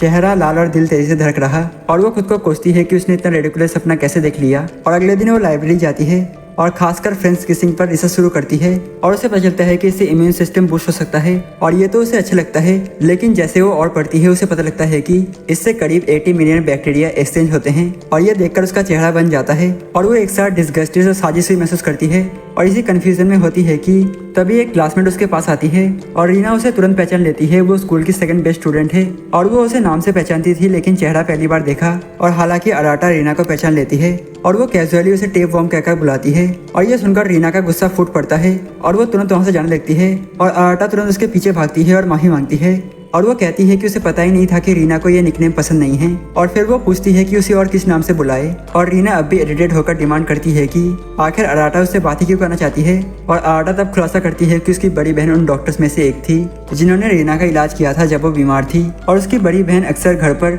उस बहादुर लड़की की कहानी सुनाती थी जो कभी नहीं रोई, भले ही उसके पेरेंट्स कभी शायद उसके पास रहते थे। और वो कहानी अराटा के मन में बस गई थी और अब जब वो दोनों एक ही स्कूल में हैं तो अराटा सच में जानना चाहती है कि उस कहानी की पीछे वाली लड़की असल में कौन है। और रीना हिचकिचाती है क्योंकि उसे नहीं पता कि ऐसी फ्रेंडशिप को कैसे हैंडल करे और क्योंकि सब उसकी एक ही फ्रेंड है। लेकिन अराटा चमक उठती है और कहती है कि उसे खुशी होगी अगर वो रीना को इसमें मदद कर सके। और दूसरी तरफ सब कुछ स्मूथ नहीं चल रहा। नसाका लगातार क्लासेस स्किप कर रहा है और मिसाकी अब यूकारी से बचने लगी है और जब भी यूकारी उससे बात करने की कोशिश करता है तो वो बहाना बनाकर टाल देती है और यूकारी सोच ही रहा होता है कि उसे दोबारा कन्फ्रंट करे। तभी उसका टीचर बीच में आता है और ऑर्डर देता है कि वो और टेकीडा दोनों घर जाएं ताकि गवर्नमेंट ट्रेनिंग सेशन में हिस्सा ले सके। और यूकारी को बिल्कुल आइडिया नहीं होता कि ये किस बारे में है, लेकिन टेकीडा कैजुअली बता देता है कि उसके पेरेंट्स ने उसे इसमें साइन अप किया है। और उसी समय अचानक नसाका स्कूल में नजर आता है और वो कैजुअली पूछता है कि वो दोनों कहाँ जा रहे हैं। और यूकारी जैसे ही गवर्नमेंट ट्रेनिंग का जिक्र करता है, नसाका का एक्सप्रेशन अचानक बदल जाता है, जैसे उसे पता हो कि असल में ये क्या है, लेकिन वो छुपा रहा हो। और गवर्नमेंट बिल्डिंग पहुंचकर यूकारी अचानक शू को देखता है, जो मिसाकी की पुरानी दोस्त है। और यूकारी को अचानक शक होता है कि क्या शू भी इसी ट्रेनिंग के लिए यहाँ आई है। और अंदर टेकिटा पहले ही अपने पार्टनर के साथ मौजूद है और यूकारी को बुलाता है। और उसे लगता है कि रीना बस थोड़ी लेट हो रही है, जबकि बाकी सब जोड़े पहले से ही फ्यूचर कपल जैसे लग रहे हैं। और यूकारी खुद से सवाल करने लगता है कि क्या वो सच में रीना के साथ खुद को देख सकता है। और तभी रीना दौड़ती हुई आती है, सांस फुलाकर, खुले बालों और चमकते हुए चेहरे के साथ। और यूकारी उसके बदले हुए लुक को देखकर चौंक जाता है। और जब वो उसकी तारीफ करता है तो दोनों चुपचाप शर्मा जाते हैं। और फिर रीना एक रेयर किचन निकालती है जो एस्टेक आंच का आकार का होता है और उसे देती है। और यूकारी खुशी से झूम उठता है और उसका शुक्रिया अदा करने लगता है। और वो भी बदले में उसे एक किचन देता है जिसे वो सोचता है कि ये किसी बिल्ली के आकार का है। हालांकि टेकिडा और उसका पार्टनर इसे पसंद नहीं करते, लेकिन रीना को यह बहुत अच्छा लगता है। और टेकिडा का पार्टनर कहता है कि वो सच में एक रियल कपल जैसे लगते हैं। और इस पर रीना नाखुश होकर कहती है कि पास दिखना प्यार होने का सबूत नहीं है। और वो बिल्कुल भी यूकारी जैसे किसी को किस करने के सपना नहीं देख रही। और वो शर्मिंदगी से बचने के लिए हॉल में चली जाती है। और यूकारी सोच में पड़ जाता है कि क्या वो कभी उसे एक रियल ऑप्शन मान पाएगी, या फिर सच में वो किसी ऐसे इंसान की तलाश में है जो सच में उससे प्यार करता हो। और उधर शू एक पास के कंट्रोल रूम में मॉनिटर पर यूकारी को ध्यान से देख रही होती है और उसकी आंखों में क्यूरियोसिटी और इंटरेस्ट साफ झलकता है। और अब मेन हॉल में इचिजो सेशन की शुरुआत करती है। और शुरुआत तो एक सिंपल लेक्चर जैसी लगती है, प्रोग्राम के बेसिस पर बात करते हुए, लेकिन जल्द ही माहौल बदलने लगता है और ऑफिशियल हर स्टूडेंट को प्लॉट सेफ्टी प्रोटेक्शन बांटते हैं। और इसके बाद इचिजो हल्के फुल्के अंदाज में घोषणा करती है कि आज का असली फोकस होगा पार्टनर्स के बीच फिजिकल प्रैक्टिस। और वो कैजुअल लहजे में पूछती है कि क्या सब अपने रिलेशन को लेकर सेटिस्फाई हैं। और फिर समझाती है कि बम्पिंग बेलीज जैसी सिंपल चीज से भी क्लोजनेस बढ़ती है। और उसकी वॉइस प्लेफुल होती है, लेकिन शब्दों में वेट छुपा होता है। और वो कहती है परफेक्ट पार्टनर लुक से तय नहीं होता। और ये बिल्कुल वैसा है जैसे सिंड्रेला का कांच का जूता सिर्फ उसी के पैर में फिट बैठा। और आज हर किसी को ट्राई करना होगा। और हॉल का मूड अचानक ही टेंस हो जाता है। और इसके बाद इचिजो एक फिल्म चलाती है जिसमें रोमांस और इंटीमेसी पर विजुअल्स दिखते हैं और स्क्रीन की रोशनी हर चेहरे पर गिरती है। और यूकारी इमेजिन करता है कि मिसाकी उसके साथ है और रीना अपने हाथ में पकड़े हुए किचन को कसकर पकड़ लेती है और वो भी यूकारी के बारे में इमेजिन करने लगती है। और दोनों ही अपने अंदर के फीलिंग से ओवरवेल्म होते हैं। लेकिन यूकारी नोटिस करता है कि हॉल में बाकी लोग इतने कैजुअल हैं, जैसे ये सब उनके लिए नॉर्मल हो। यहाँ तक कि टेकिडा भी बेफिक्र दिखता है और वो अभी तक खुद को कंट्रोल करने की कोशिश कर रहा होता है कि अचानक योजिमा एंट्री मारता है और उसके बिल्कुल पास खड़े होकर वो फुसफुसाता है और कहता है तुम्हें चुनना होगा वो लड़की जिसे तुम सच में प्यार करते हो या वो जो तुम्हें सिस्टम ने मैच किया है। और वो चेतावनी देता है कि नेक्स्ट स्टेप बहुत ध्यान से देखा जाएगा। और लाइट जैसे ही वापस आती है और इचिगो बड़ी मुस्कान के साथ घोषणा करती है अब हर पेयर को अपना खुद का रूम दिया जाएगा, एक टाइप का फन टाइम स्लीप ओवर। और हॉल में किसी की आवाज गूंजती है, अगर कंप्लायंस नहीं हुआ तो पेनल्टी मिलेगी। और रूमर्स फैलते हैं कि मना करने पर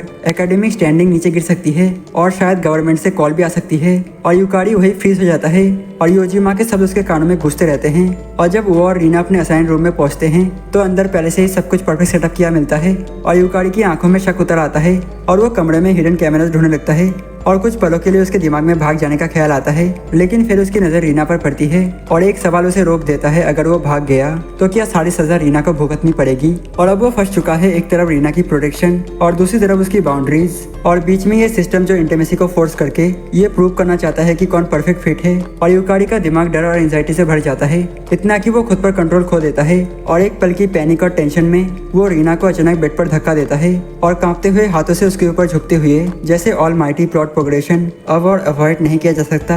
और शुरुआत में उसे लगता है कि वो बस दिखावा कर रहा है, लेकिन जब वो देखता है कि रीना कोई रेजिस्ट नहीं कर रही तो उसके अंदर कुछ टूट जाता है और वो झुककर उसे किस करता है, एक क्लमजी और डेस्परेट किस जो उसका पहला किस चुरा लेता है। और जैसे ही वो पीछे हटता है उसे एहसास होता है कि उसने गलती की है। जब वो रीना की आंखों में आंसू देखता है तो स्टन और शर्मिंदा यूकारी पीछे हट जाता है और फर्श पर बैठ जाता है और कोई बहाना ढूंढते हुए वो बड़बड़ाता है कि उसे लगा कि वो बिन वॉच हो रहे हैं और अगर उन्होंने परफॉर्म नहीं किया तो उन्हें पनिश किया जाएगा। और वो नहीं चाहता था कि रीना को कोई परेशानी हो, लेकिन रीना यह बात नहीं मानती और वो अपने आंसू पोंछते हुए कहती है कि गवर्नमेंट सर्वेलेंस करना प्राइवेट सिटीजन्स का इल्लीगल है और अगर वाकई ही सिस्टम लोगों की डिग्निटी वायलेट करने पर टिका है तो वो अपनी झूठी फाउंडेशन पर खुद ही गिर जाएगा। और उसे नहीं पता कि यूकारी के दिमाग में ये डर किसने भर दिया, लेकिन अगर ये सच हुआ तो वो उस शख्स पर केस करना चाहती है जो इसके पीछे है। और तभी यूकारी को एहसास होता है कि उसने कितनी बेवकूफ़ी की, कैसे उसने पैरानोया और गिल्ट को अपनी इंसानियत के ऊपर हावी होने दिया। और वो शर्म से अपना सिर झुका लेता है और रीना बिस्तर पर बैठी है, लेकिन वो उसका सामना नहीं कर पा रही। और उसका दिल टूट चुका है क्योंकि उसका पहला किस किसी ऐसे पल में छिन गया जो प्रेशर ज़्यादा और पैशन कम था। और यूकारी आखिरकार धीरे से कहता है कि उसने सोचा नहीं था और मुझे माफ़ कर दो, मैं पैनिक हो गया था। लेकिन रीना उसकी तरफ मुड़ती है, लेकिन उसकी आंखों में अभी भी चमकते आंसू हैं और कांपती आवाज़ में वो पूछती है क्यों किया तुमने ऐसा। और यूकारी के पास कोई जवाब नहीं, बस वो बार बार कहता है कि वो नहीं चाहता था कि उसे तकलीफ हो, ये जाने बिना कि दर्द तो उसी ने दिया है। और रीना के अंदर कुछ बदल सा जाता है, कुछ ठंडा और अनजान। और जब यूकारी उसका हाथ पकड़ने की कोशिश करता है तो वो झटके से पीछे हट जाती है और वो कहती है कि अब उसे उसके पास सेफ महसूस नहीं होता और कुछ वक्त के लिए दोनों को डिस्टेंस बनाए रखना चाहिए। और रात खामोशी में गुजर जाती है और सुबह होते ही रीना अपना सामान उठाती है और चुपचाप चली जाती है। और गिल्ट से भरा यूकारी गुस्से में यूजिमा के पास जाता है जवाब मांगते हुए और उस पर झूठ बोलने का आरोप लगाते हुए। लेकिन यूजिमा बस शांति से उसकी तरफ देखता है और पूछता है अगर उस कमरे में रीना की जगह मिसाकी होती तो क्या तुमने वही किया होता। और इस सवाल पर यूकारी फ्रीज हो जाता है जैसे किसी ने उसके सीने में सीधा वार कर दिया हो। और दिन धीरे धीरे बीतते हैं और समर वेकेशन शुरू हो जाता है और यूकारी बार बार रीना को मैसेजेस भेजता है लेकिन रीना कोई जवाब नहीं देती। और यहाँ तक कि उसकी छोटी बहन भी पूछने लगती है रीना दीदी कब आएंगी, पर उसके पास कोई जवाब नहीं होता, बस इंतजार ही रहता है। और फिर एक दोपहर उसका फ़ोन बजता है और उसका दिल उछल पड़ता है, सोचता है कि शायद रीना ने जवाब दिया, लेकिन वो तो बस ग्रुप चैट होती है स्कूल के गैदरिंग के बारे में। और वो फिर भी चला जाता है जैसे वो कोई टूटे हुए बांस को टेप से जोड़ने की कोशिश कर रहा हो। और अब स्कूल में वो जिम में जाता है और देखता है कि नसाका जूलियस लाइन्स पढ़ रहा है जबकि मिसाकी को रोमियो का रोल मिला है। और वो पूछता है कि नसाका ने इतना रेडिकुलस रोल क्यों लिया, तो एक क्लासमेट बताता है कि ये पनिशमेंट है क्लास स्किप करने की वजह से और मिसाकी और नसाका को स्टार क्लास लवर्स की तरह देखना यूकारी के अंदर एक अलग से जोड़ पैदा करता है। और एक पल के लिए वो रीना को ये बताना चाहता है पर खुद को रोक लेता है ताकि उसे और दर्द ना हो। और बाद में जब वो स्टेज प्रॉप बना रहा होता है उसका दिमाग बार बार उसी की तरफ भटकता है और वो अपनी उंगलियों से उस किचन को घुमाता रहता है जो रीना ने उसे दिया था। और अचानक कोई उससे टकरा जाता है और वो ट्रिंकेट नीचे गिर जाता है और वो उसे उठाने के लिए झुकता है, लेकिन तभी किसी का हथौड़ा उसके हाथ पर लग जाता है और यूकारी को तुरंत इन्फॉर्मरी ले जाया जाता है और वहाँ उसका हाथ बैंडेज हो जाता है और उसे राहत मिलती है कि रीना का किचन अभी उसके पास सुरक्षित है। और तभी अचानक मिसाकी दौड़ते हुए अंदर आती है, चिंतित और सांस फूलती हुई हालत में। और वो कहता है कि उसे उसकी चोट को लेकर इतना परेशान नहीं होना चाहिए, पर मिसाकी पलटकर पूछती है कि वो इतने दिनों से अजीब क्यों बिहेव कर रहा है। और यूकारी किचन की तरफ देखता है और धीमे से बड़बड़ाता है, शायद ये कर्मा है। लेकिन मिसाकी सुन नहीं पाती और वो टॉपिक चेंज करते हुए कहता है कि कैंपिंग ट्रिप को पूरा 1 महीना हो गया और तब से उन दोनों ने ठीक से बात भी नहीं की और वो भी हमेशा दूसरों से घिरी रहती थी और उसके पास वक्त ही नहीं था। और मिसाकी मानती है कि वो उसकी चॉइस थी और उसे लगता है कि रीना के रहते यूकारी के करीब आना गलत था। और वो कहती है कि उसने रीना की खातिर और अपनी खातिर दूरी बनाए रखी, लेकिन जब वो यूकारी को हट देखती है तो उसे भी दर्द होता है। और फिर मिसाकी उससे प्लेट करती है कि वो अब रेकलेस ना बने और वो उसके सामने खड़ी हो जाती है और कहती है मेरी आंखों में देखो और सच बताओ कि हुआ क्या था। और आखिरकार यूकारी थोड़ा खुलता है, पूरा सच तो नहीं बताता लेकिन बस इतना कहता है कि वो केयरलेस था और उसने रीना को हर्ट किया जिसकी उसे सबसे ज़्यादा रिग्रेट है।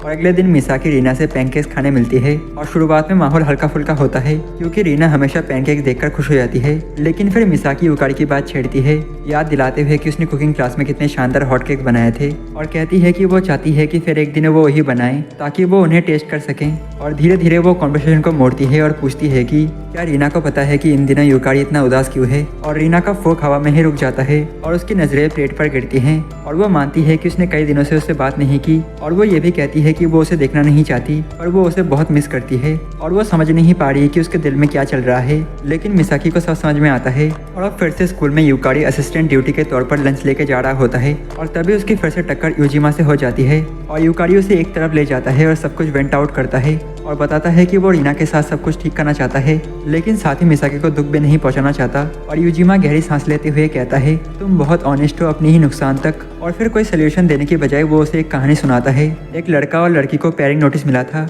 और लड़की ने कहा अगर तुम मुझसे शादी करना चाहते हो तो मैं रिजेक्ट कर दूंगी। और लड़का हेजिटेट कर गया और उसे खुद नहीं पता था कि वो क्या चाहता है और इसी हेजिटेशन की वजह से वक्त निकल गया जब तक कि बहुत देर नहीं हो गई। और लड़का फिर कहता है कि अगर वो टाइम में वापस जा सकता तो वो खुद के प्रति ऑनेस्ट रहना चुनता। और यूजिमा फिर एक्सेप्ट करता है कि ये कहानी उसी की है और वो यूकारी की आंखों में देखता है और कहता है तुम्हारे पास अभी भी टाइम है तो अपने दिल की सुनो। और फिर शाम उन शब्दों को याद करते हुए यूकारी रीना को एक आखिरी मैसेज भेजता है और वो उसे बेरियल्स माउंट्स पर आने का इन्वाइट देता है, वही जगह जहाँ कभी रीना ने उसके हिस्ट्री पैशन में सच्ची दिलचस्पी दिखाई थी। लेकिन इस बार वो कुछ एक्सपेक्ट नहीं करता, ना रिप्लाई ना फ़ोन कॉल। और अगली सुबह उसका फ़ोन अभी भी साइलेंट होता है जब तक कि उसे उसकी मदर एक लेटर नहीं देती। और उसे देखकर यूकारी की आंखें सरप्राइज से फैल जाती है और वो लेटर रीना की तरफ से होता है और उसमें वो लिखती है कि उसे अभी समझ नहीं आ रहा कि उसे क्या फील करना चाहिए। और वो कहती है कि उसने यूकारी की हिस्ट्री की बातें इसलिए सुनी क्योंकि उसे वो बात इतनी प्यार से करते हुए देखना अच्छा लगता था और बस वही उसकी क्यूरियोसिटी के लिए काफी था। और वो बताती है कि मिसाकी ने उसे बताया है कि यूकारी समर फेस्टिवल प्रिपरेशन के दौरान अलग से रहता है और इसलिए वो उसे चीयर अप करने और सावधान रहने को कहती है, क्योंकि समर फेस्टिवल बस साल में एक बार आता है।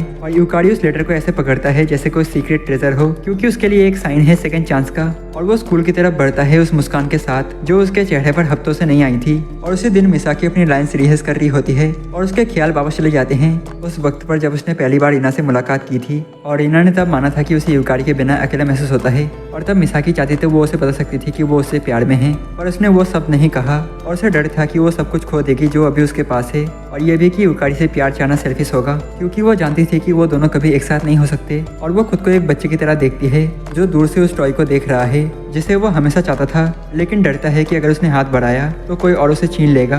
और अब वो डरती है क्योंकि एक दिन रीना यूकारी से प्यार करना सीख लेगी और तब वो अकेले रह जाएगी बिना प्यार के। और रीना का लेटर पढ़ने के बाद यूकारी का मूड अचानक बदल जाता है और वो फिर से क्लास ड्रामा प्रिपरेशन में जोर से लग जाता है और बैकड्रॉप्स पेंट करता है, प्रॉप सेट करता है और कई दिनों बाद सच्चे दिल से मुस्कुराता है। और थोड़ी देर बाद जब वो मटेरियल्स लेने बाहर निकलता है तो मिसाकी हॉलवे में उसे रोकती है और वो धीरे से पूछती है उसका हाथ अब ठीक है या नहीं। और यूकारी सिर हिलाकर कहता है हाँ अब सब ठीक है। और फिर जल्दी से माफी मांगता है कि उसने उसे परेशान किया। और वो मुस्कुराते हुए जोड़ता है कि रीना ने आखिरकार रिप्लाई किया और भले ही उसने पूरी तरह माफ नहीं किया, पर अब वो दोनों फिर से बात कर रहे हैं और उसे लगता है कि अब सब कुछ थोड़ा होपफुल है। और मिसाकी मुस्कुराती है और कहती है सब ठीक हो जाएगा, पर उस स्माइल के पीछे वो अपना शांत दुख छुपा लेती है, क्योंकि जिसे वो चाहती है वो अब उससे और दूर जा रहा है। और उस दोपहर जब सब अपने रोल्स में बिजी होते हैं और मिसाकी क्लासरूम के आगे खड़ी होकर अपनी लाइन प्रैक्टिस कर रही होती है, लेकिन एक शख्स मिसिंग होता है, नसाका। और बाकी सब यूकारी से कहते हैं कि वो उसे ढूंढे। और आखिरकार वो नसाका को खाली क्लासरूम में अकेले बैठे देखता है और वो चुपचाप अपनी स्क्रिप्ट पढ़ रहा होता है। और यूकारी आगे बढ़कर कोशिश करता है कि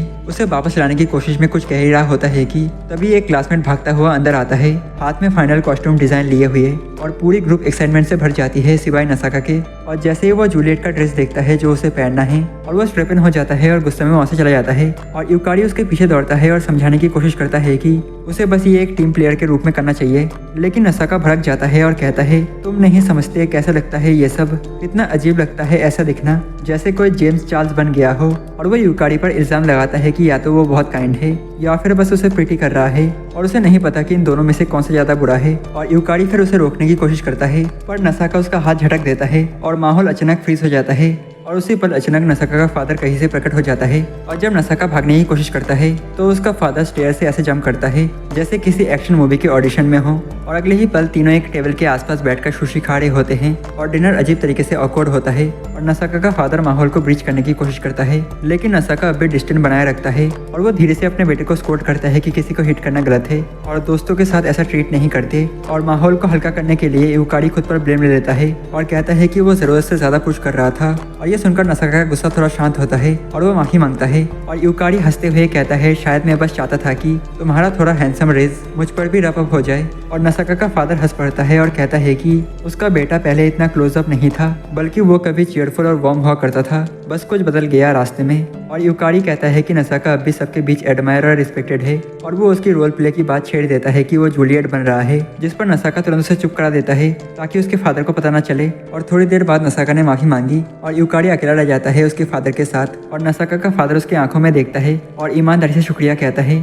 और वो बताता है कि भले ही उसका बेटा दूसरों से क्लोज ऑफ है और उसने यूकारी को अपना फ्रेंड चुना। और वो यूकारी से रिक्वेस्ट करते हैं कि वो हमेशा उसका फ्रेंड बना रहे। और घर लौटते समय यूकारी फिर से प्ले की बात छेड़ता है और तब नसाका मानता है कि उसे सेंटर ऑफ अटेंशन बनना बिल्कुल पसंद नहीं। और यूकारी इंसिस्ट करता है कि नसाका इसके लिए परफेक्ट है और कोई भी ये रोल उस जैसा नहीं कर सकता, लेकिन नसाका तुरंत उसे चुप करा देता है और कहता है रोमियो और जूलियट जैसे बेवकूफ़ी ट्रेजिक लव स्टोरी मुझे बिल्कुल पसंद नहीं। दो अलग अलग दुनिया के दो अलग अलग लोग जो आखिर में मर जाते हैं और उसमें क्या महानता है। और यूकारी थोड़ा हेजिटेट करता है, लेकिन तभी उसे यूजिमा की बात याद आती है, हमेशा अपने ट्रू फीलिंग्स को सुनो। और वो धीरे से कहता है रोमियो और जूलियट की कहानी मरने के बारे में नहीं है, बल्कि वो प्यार के बारे में है, एक ऐसे प्यार के बारे में जो उस वर्ल्ड के खिलाफ भी टिकता है, जो उसे अपसेट नहीं करते। और फिर वो जोड़ता है ये मुझे हमारे वर्ल्ड की याद दिलाता है जहाँ गवर्नमेंट हमें किसी ऐसे से प्यार करने पर मजबूर करती है जिसे हम मुश्किल से जानते हैं। और नसाका उसकी बात ध्यान से सुनने लगता है और यूकारी आगे कहता है मैं चाहता हूँ लोग महसूस करें कि प्यार हमेशा रूल्स नहीं मानता, और अगर वो रूल्स तोड़ता भी है तो इसका मतलब ये नहीं कि वो रियल नहीं है। और कुछ देर के लिए लंबी साइलेंस छा जाती है और फिर नसाका गहरी सांस लेकर कहता है ठीक है। सिर्फ तुम्हारे लिए मैं जूलियट का रोल करूंगा। और यूकारी की आंखों में खुशी चमक उठती है। और जब नसाका पूछता है कि वो इतना खुश क्यों है, तो यूकारी मुस्कुराकर कहता है क्योंकि तुमने मुझे अपसेट किया, भले ही तुम मुझे पूरी तरह मना नहीं करते। और अगले दिन नसाका फिर से स्कूल लौटता है और प्रोडक्शन पूरी हाई गियर में चली जाती है। और कॉस्ट्यूम फिटिंग के दौरान लड़कियां मिसाकी के मेजरमेंट लेती हैं रोमियो के लिए, लेकिन जैसे ही वो उसके संतरों तक पहुंचते हैं और वो यकीन नहीं कर पाती कि उसकी प्लॉट फिगर कितनी प्रोग्रेस हो चुकी है। और जब वो उसे टीज करने लगती हैं और बाहर खड़े सारे लड़के ब्लश करते हैं और सोचते हैं कि काश वो भी अंदर होते। और फिर जब नसाका की बारी आती है तो सारी लड़कियां उसके स्विम ब्लेस्ट को देखकर मिडिल एज कूगर्स की तरह अगर करने लगती हैं। और उसके डर के लिए वो तय करती हैं कि जूलियट का रोल निभाने के लिए उसे पैडिंग पहननी होगी ताकि उसका थोड़ा बड़ा दिखे। और उधर रीना लगातार यूकारी को लेटर्स भेजती रहती है, हर एक पिछले से ज़्यादा थॉटफुल। और भी मिसाकी खुद को रिहर्सल में झोंक देती है और वो रोमियो की भूमिका निभा रही होती है। और उसके सामने नसाका उसकी जूलियट और पूरा स्कूल एनर्जी से गूंज उठता है। और हर क्लास अपने फेस्टिवल प्रोजेक्ट में डूबी हुई है और वो केओस भी अब एलाइव महसूस होता है। और बाद में यूकारी स्टूडेंट काउंसिल से फेस्टिवल पोस्टर लेने जाता है और सीढ़ियों पर चढ़ते हुए उसके हाथ से कुछ पोस्टर गिर जाते हैं। और तभी मिसाकी वहां पहुंचती है, उसे मदद करने के लिए झुकती है और फिर ऑफर करती है कि वो साथ चलकर कैरी करने में मदद करेगी। और पोस्टर डिलीवर करने के बाद यूकारी उसे धीरे से पूछता है क्या तुम ठीक हो, और मिसाकी हल्की मुस्कान देती है लेकिन फिर सच कबूल करती है। लोग सोचते हैं कि मैं बहुत आउटगोइंग हूँ, लेकिन सच में मैं एक्सट्रोवर्ट नहीं हूँ। और वो समझाती है कि उसने रोमियो का रोल इसलिए एक्सेप्ट किया क्योंकि वो क्लास को निराश नहीं करना चाहती थी, और चाहे कितना भी हार्ड लगे वो कहती है कि मैं इसे पूरा करना चाहती हूँ। और फिर वो पूछती है कि क्या रीना आएगी, और यूकारी जवाब देता है कि उसने उसे टिकट भेजा है और उम्मीद करता है कि वो जरूर आएगी, सिर्फ उसके लिए नहीं बल्कि मिसाकी और नसाका के लिए भी, जिन्होंने इसमें अपना सब कुछ झोंक दिया है। और तभी मिसाकी हंसते हुए कहती है वैसे सब लोग चाहते हैं कि मैं और नसाका स्टेज पर किस करे। और यूकारी चौंक जाता है और मिसाकी तुरंत बताती है कि ना तो मैं और ना ही नसाका ये चाहते हैं। और यूकारी राहत की सांस लेता है और फिर क्यूरियस होकर पूछता है तुम्हें नसाका कैसा लगता है। और मिसाकी थोड़ी सोचकर कहती है वो जब किसी चीज़ को सीरियसली लेता है तो बिल्कुल अलग इंसान बन जाता है। और फिर सवाल पलट देती है और पूछती है कि क्या तुम्हें रीना पसंद है। और यूकारी थोड़ा हेजिटेट करता है और धीरे से कहता है मुझे मिसाकी पसंद है, पर मैं ये नहीं जानता कि मेरा और रीना का रिश्ता असल में है क्या। और वो आगे पूछता है तुम्हारे लिए प्यार का मतलब क्या है। और मिसाकी हल्के से मुस्कुराती है और कहती है प्यार वो है जो किसी के होने से दिल खुशी महसूस करे और उनसे मिलने के लिए एक्साइटमेंट हो और उनके दूर होने पर दुखी भी। और वो जोड़ती है ऐसा लगता है कि मैं कुछ भी कर सकती हूँ बस उनको मुस्कुराने के लिए। और फिर वो धीरे से कहती है अभी प्यार में होना किसी सपने जैसा लगता है। और वो बताती है कि उसने हमेशा चाहा था उसका पहला किस यूकारी के साथ हो और वो उसके साथ घूमे और वो उसे नोटिस करे, और मुझे ये सब मिला बिल्कुल मेरी सपने की तरह। और वो कहती है पर शायद ये बस एक सपना ही था। और उसकी आंखों में आंसू आ जाते हैं और मैं ये सब खत्म करना चाहती हूँ क्योंकि मैं जानती हूँ कि मैं उसके लिए नहीं बनी और मेरा नाम उस नोटिस पेपर पर नहीं है। और मिसाकी अब खुलकर रोने लगती है, अपना दिल टूटता हुआ महसूस करती हुई। और मुझे सब मिल गया जो मैं चाहती थी। और वो कहती है पर इससे बस और चाह बढ़ गई, और हालांकि मैं जानती थी कि वो मेरे लिए नहीं है। और वो धीमे स्वर में कहती है जब कोई ऑफिशियली प्यार हो जाता है तो बाकी सब कुछ झूठ सा लगता है। और वो मानती है कि रीना परफेक्ट है और सोचती है कि यूकारी शायद अब उससे प्यार करने लगा है। और मुझे तो ये भी नहीं पता कि वो अब मुझे पसंद करता भी है या नहीं। और उसकी ईमानदारी और दर्द भरी बातें सुनकर यूकारी का दिल भरा आता है और वो एक कदम आगे बढ़ता है और मिसाकी को अपनी बाहों में इंटीमेटली हक कर लेता है। और वो उससे हक ना करने की भीख मांगती है लेकिन वो छोड़ने से इनकार कर देता है। और तब वो कहती है कि उसे अच्छा लगता है जब वो उसे टच करता है, लेकिन उसे असली प्यार का मतलब पता ही नहीं है। और उस पल के बाद मिसाकी अपने गुस्से के लिए माफी मांगती है और यूकारी से कहती है कि वो इस बात को भूल जाए। और वो ये भी कहती है कि उसे रीना बहुत पसंद है क्योंकि वो उसकी एक स्वीट क्यूट फ्रेंड है और उसे उदास देखना उसे बहुत बुरा लगता है। और कुछ दिन बीत जाते हैं और आखिरकार फेस्टिवल का दिन आ जाता है और यूकारी को क्लास प्ले को प्रमोट करने की जिम्मेदारी दी जाती है, वो भी फुल कॉस्ट्यूम में। लेकिन वो थोड़ा नर्वस महसूस करता है। और इस बीच मिसाकी पब्लिक में बाहर जाती है और अपना कॉस्ट्यूम दिखाकर लोगों का ध्यान अपनी परफॉर्मेंस की ओर खींचने की कोशिश करती है। और दूर से उसे देखते हुए यूकारी अपने फीलिंग्स के बारे में सोचने लगता है और ये सोचता है कि क्या अब तक मिसाकी जबरदस्ती मुस्कुरा रही थी। और जब वो अपने ख्यालों में खोया होता है तभी मिसाकी की मुलाकात उनके पुराने जूनियर हाई दोस्तों से हो जाती है और वहाँ शू भी मौजूद होती है। और उन्हें देखते ही यूकारी चुपचाप भीड़ से निकल जाता है और फिर से यूजिमा से टकरा जाता है। और यूकारी मजाक में कहता है कि यूजिमा आज काम से स्किप कर रहा है, लेकिन यूजिमा मना करता है और बताता है कि वो बस यूकारी के स्कूल के कुछ स्टूडेंट्स के ऊपर नजर रखने आया है। और फिर वो उस बात का जिक्र करता है जो यूकारी ने पहले पूछी थी, वो ईमेल जिसमें मिसाकी का नाम था और वो ऑफिशियल पेपर जिसमें रीना लिखा था। यूजिमा बताता है कि उसने इस मामले की जांच की और सिस्टम के हिसाब से रीना ही यूकारी की ऑफिशियल पार्टनर है और सारे कैलकुलेशन भी मैच कर रहे हैं। लेकिन वो ईमेल सच में मौजूद थी और शायद किसी ने उसमें टेम्पर किया हो या फिर ये कोई सिस्टम एरर रहा हो। और यूजिमा कहता है कि वो पक्के तौर पर कुछ नहीं कह सकता, लेकिन फिर वो यूकारी से पूछता है कि अगर मिसाकी उसकी पार्टनर होती तो वो क्या करता।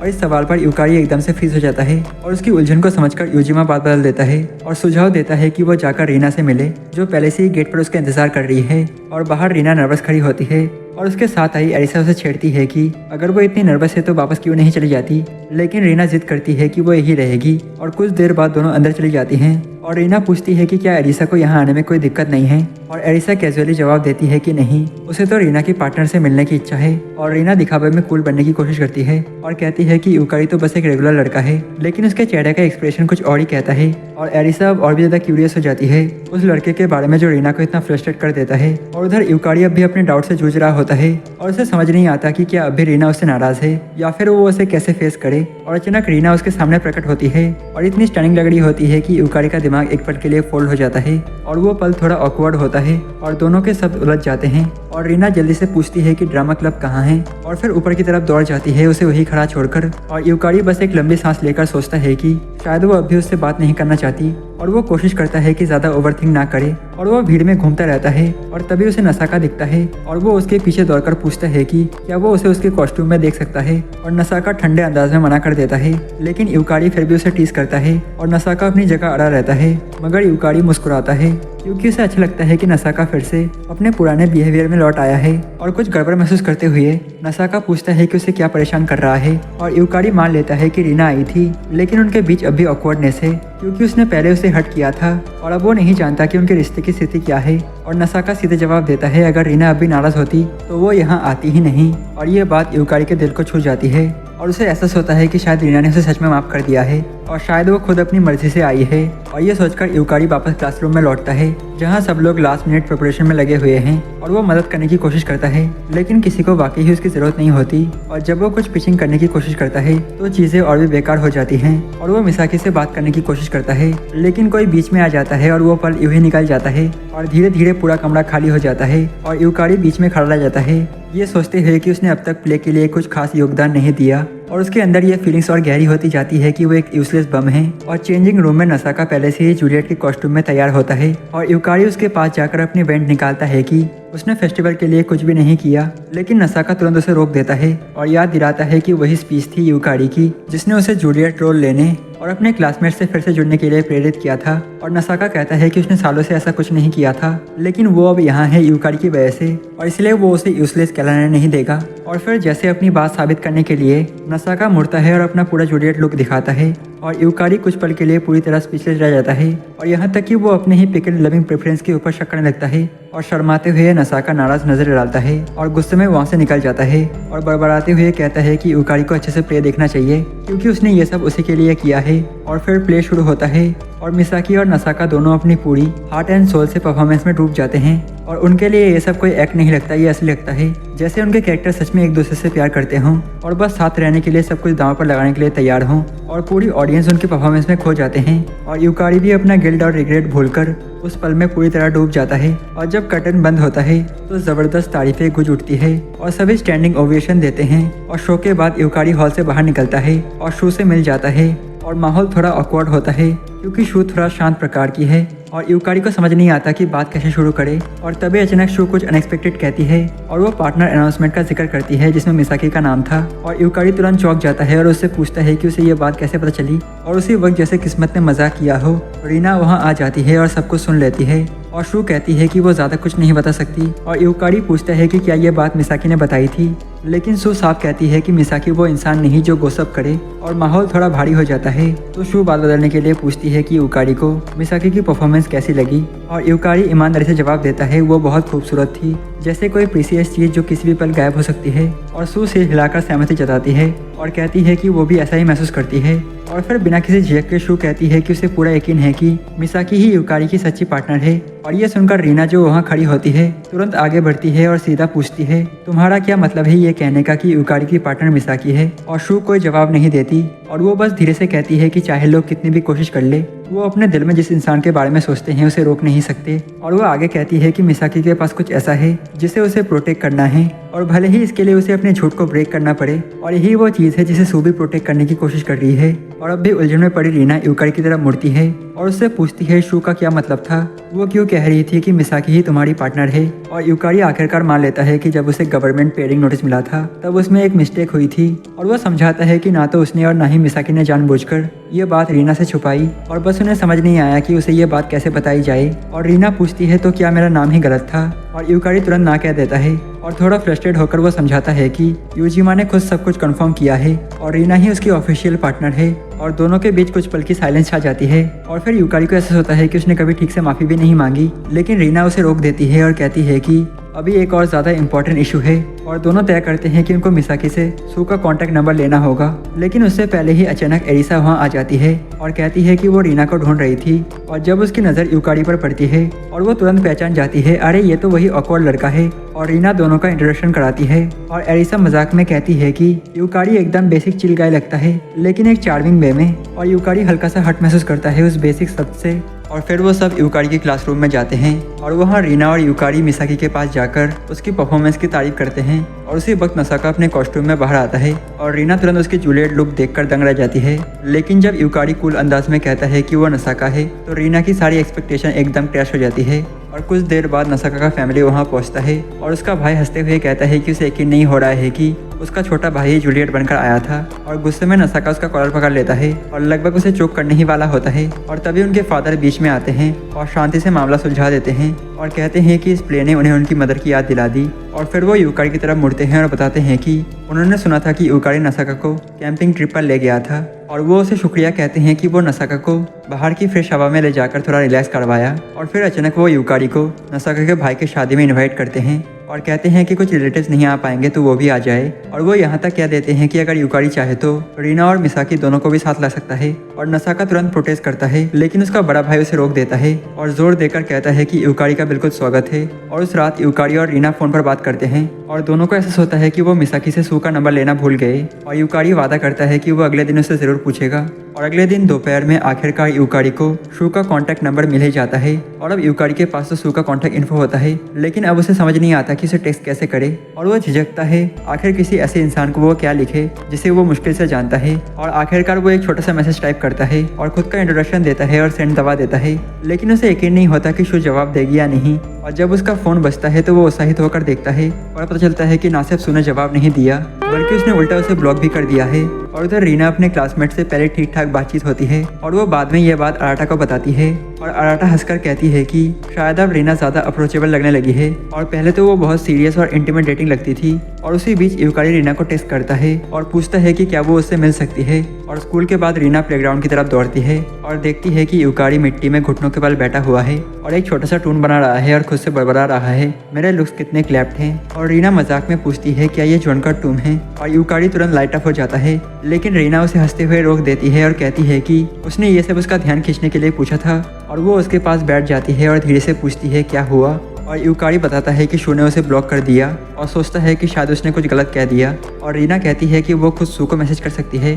और यूकारी को शक होता है कि शू जवाब देगी भी या नहीं, लेकिन उसकी हैरानी की हद नहीं रहती जब शू लगभग इमीडिएटली रिप्लाई करती है और वो कहती है कि वो कल स्कूल के बाद मिलने के लिए फ्री है और यूकारी भी साथ आ सकता है। और अगले दिन यूकारी और रीना शू के स्कूल पहुंचते हैं और उस ऊंची सी बिल्डिंग को देखकर यूकारी थोड़ा ओवरवेल्म महसूस करता है लेकिन रीना एकदम शांत रहती है। और वो यहाँ तक कहती है कि इगराशी फैमिली यानी कि शू का परिवार वो उन ओरिजिनल डेवलपर्स में से एक था जिन्होंने गवर्नमेंट फ्रेट प्रोग्राम बनाया था। और कुछ देर बाद शू बाहर आती है और उनसे मिलती है और रीना सीधे मेन क्वेश्चन पर आ जाती है लेकिन शू कहती है कि यहाँ बात करना ठीक नहीं होगा। और वो दोनों को एक पास के कैट कैफे ले जाती है और वहाँ लड़कियाँ बिल्ली के साथ खेलती है। और तभी यूकारी हिम्मत करके शू के पास आता है और पूछता है तुमने मुझे ब्लॉक क्यों किया। और शू बहुत कैजुअली जवाब देती है क्योंकि तुम चोमू हो, जो सुनकर यूकारी एकदम स्टन रह जाता है। और रीना बीच में कूदती है और पूछती है कि क्या सच में गवर्नमेंट ने यूकारी और मिसाकी को मैच किया था और क्या शू उस रिश्ते को सपोर्ट करती है। और शू बहुत सीधे अंदाज में जवाब देती है नहीं, मैं उस रिलेशनशिप को सपोर्ट नहीं करती और मैं तो बस मिसाकी को प्रोटेक्ट करना चाहती हूँ। और फिर शू सवाल पलटती है और रीना से पूछती है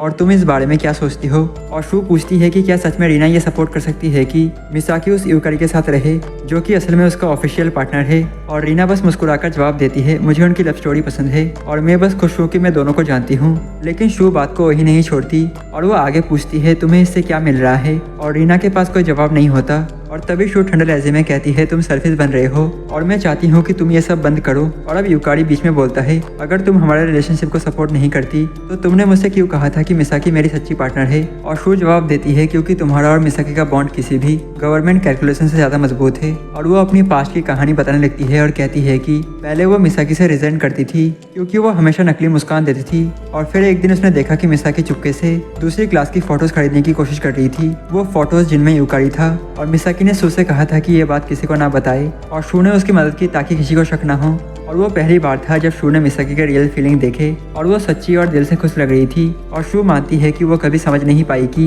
मिसाकी को यूकारी में ऐसा क्या दिखता है। और उसने कोशिश की रीजन ढूंढने की लेकिन नहीं मिला। और एक बार मिसाकी ने उससे कहा था मेरा यूकारी को पसंद करना ऐसा कुछ नहीं है जिसे तुम समझ सको और बस मैं यही चाहती हूँ कि जिसके साथ भी यूकारी की जोड़ी बने वो उसे उसी तरह महसूस करे जैसे मैं करती हूँ। और शू कहती है मैं आज भी नहीं समझती कि वो तुम में क्या देखती है पर अब जानती हूँ कि प्यार सच में इंसान को शाइन करा सकता है। और तभी अचानक रीना पूछती है क्या तुम उन लोगों से रिलेटेड हो जिन्होंने फेस सिस्टम बनाया था। और शू सिर हिलाकर कहती है हाँ, मेरी ग्रैंड मदर उन फाउंडर्स में से एक थी। और वो बताती है जब दो डिस्टेंस पार्टनर मिलते हैं तो वो एक दूसरे की दुनिया बदल देते हैं और बाकी सारी मोहब्बतें उनके सामने फेड हो जाती हैं। और ये सुनकर यूकारी चुपचाप सोचता है शायद मैं और रीना ही एक दूसरे के लिए बने हैं। और ये सुनकर सब चौंक जाते हैं यहाँ तक कि शू भी। और रीना फिर से शू की राय पूछती है तो वो धीरे से कहती है मैं अब भी सब कुछ नहीं समझ पाई लेकिन अगर ये सिस्टम सच में लोगों को जिंदगी भर के लिए जोड़ता है तो मैं जानना चाहती हूँ कि क्या वो प्यार भी वैसा ही साइन करेगा जैसा मिसाकी का करता है। और तभी अचानक बिना किसी चेतावनी के यूजिमा वहाँ आ जाता है और बीच में बोल पड़ता है और शू झुंझुलाकर बहस करने लगती है।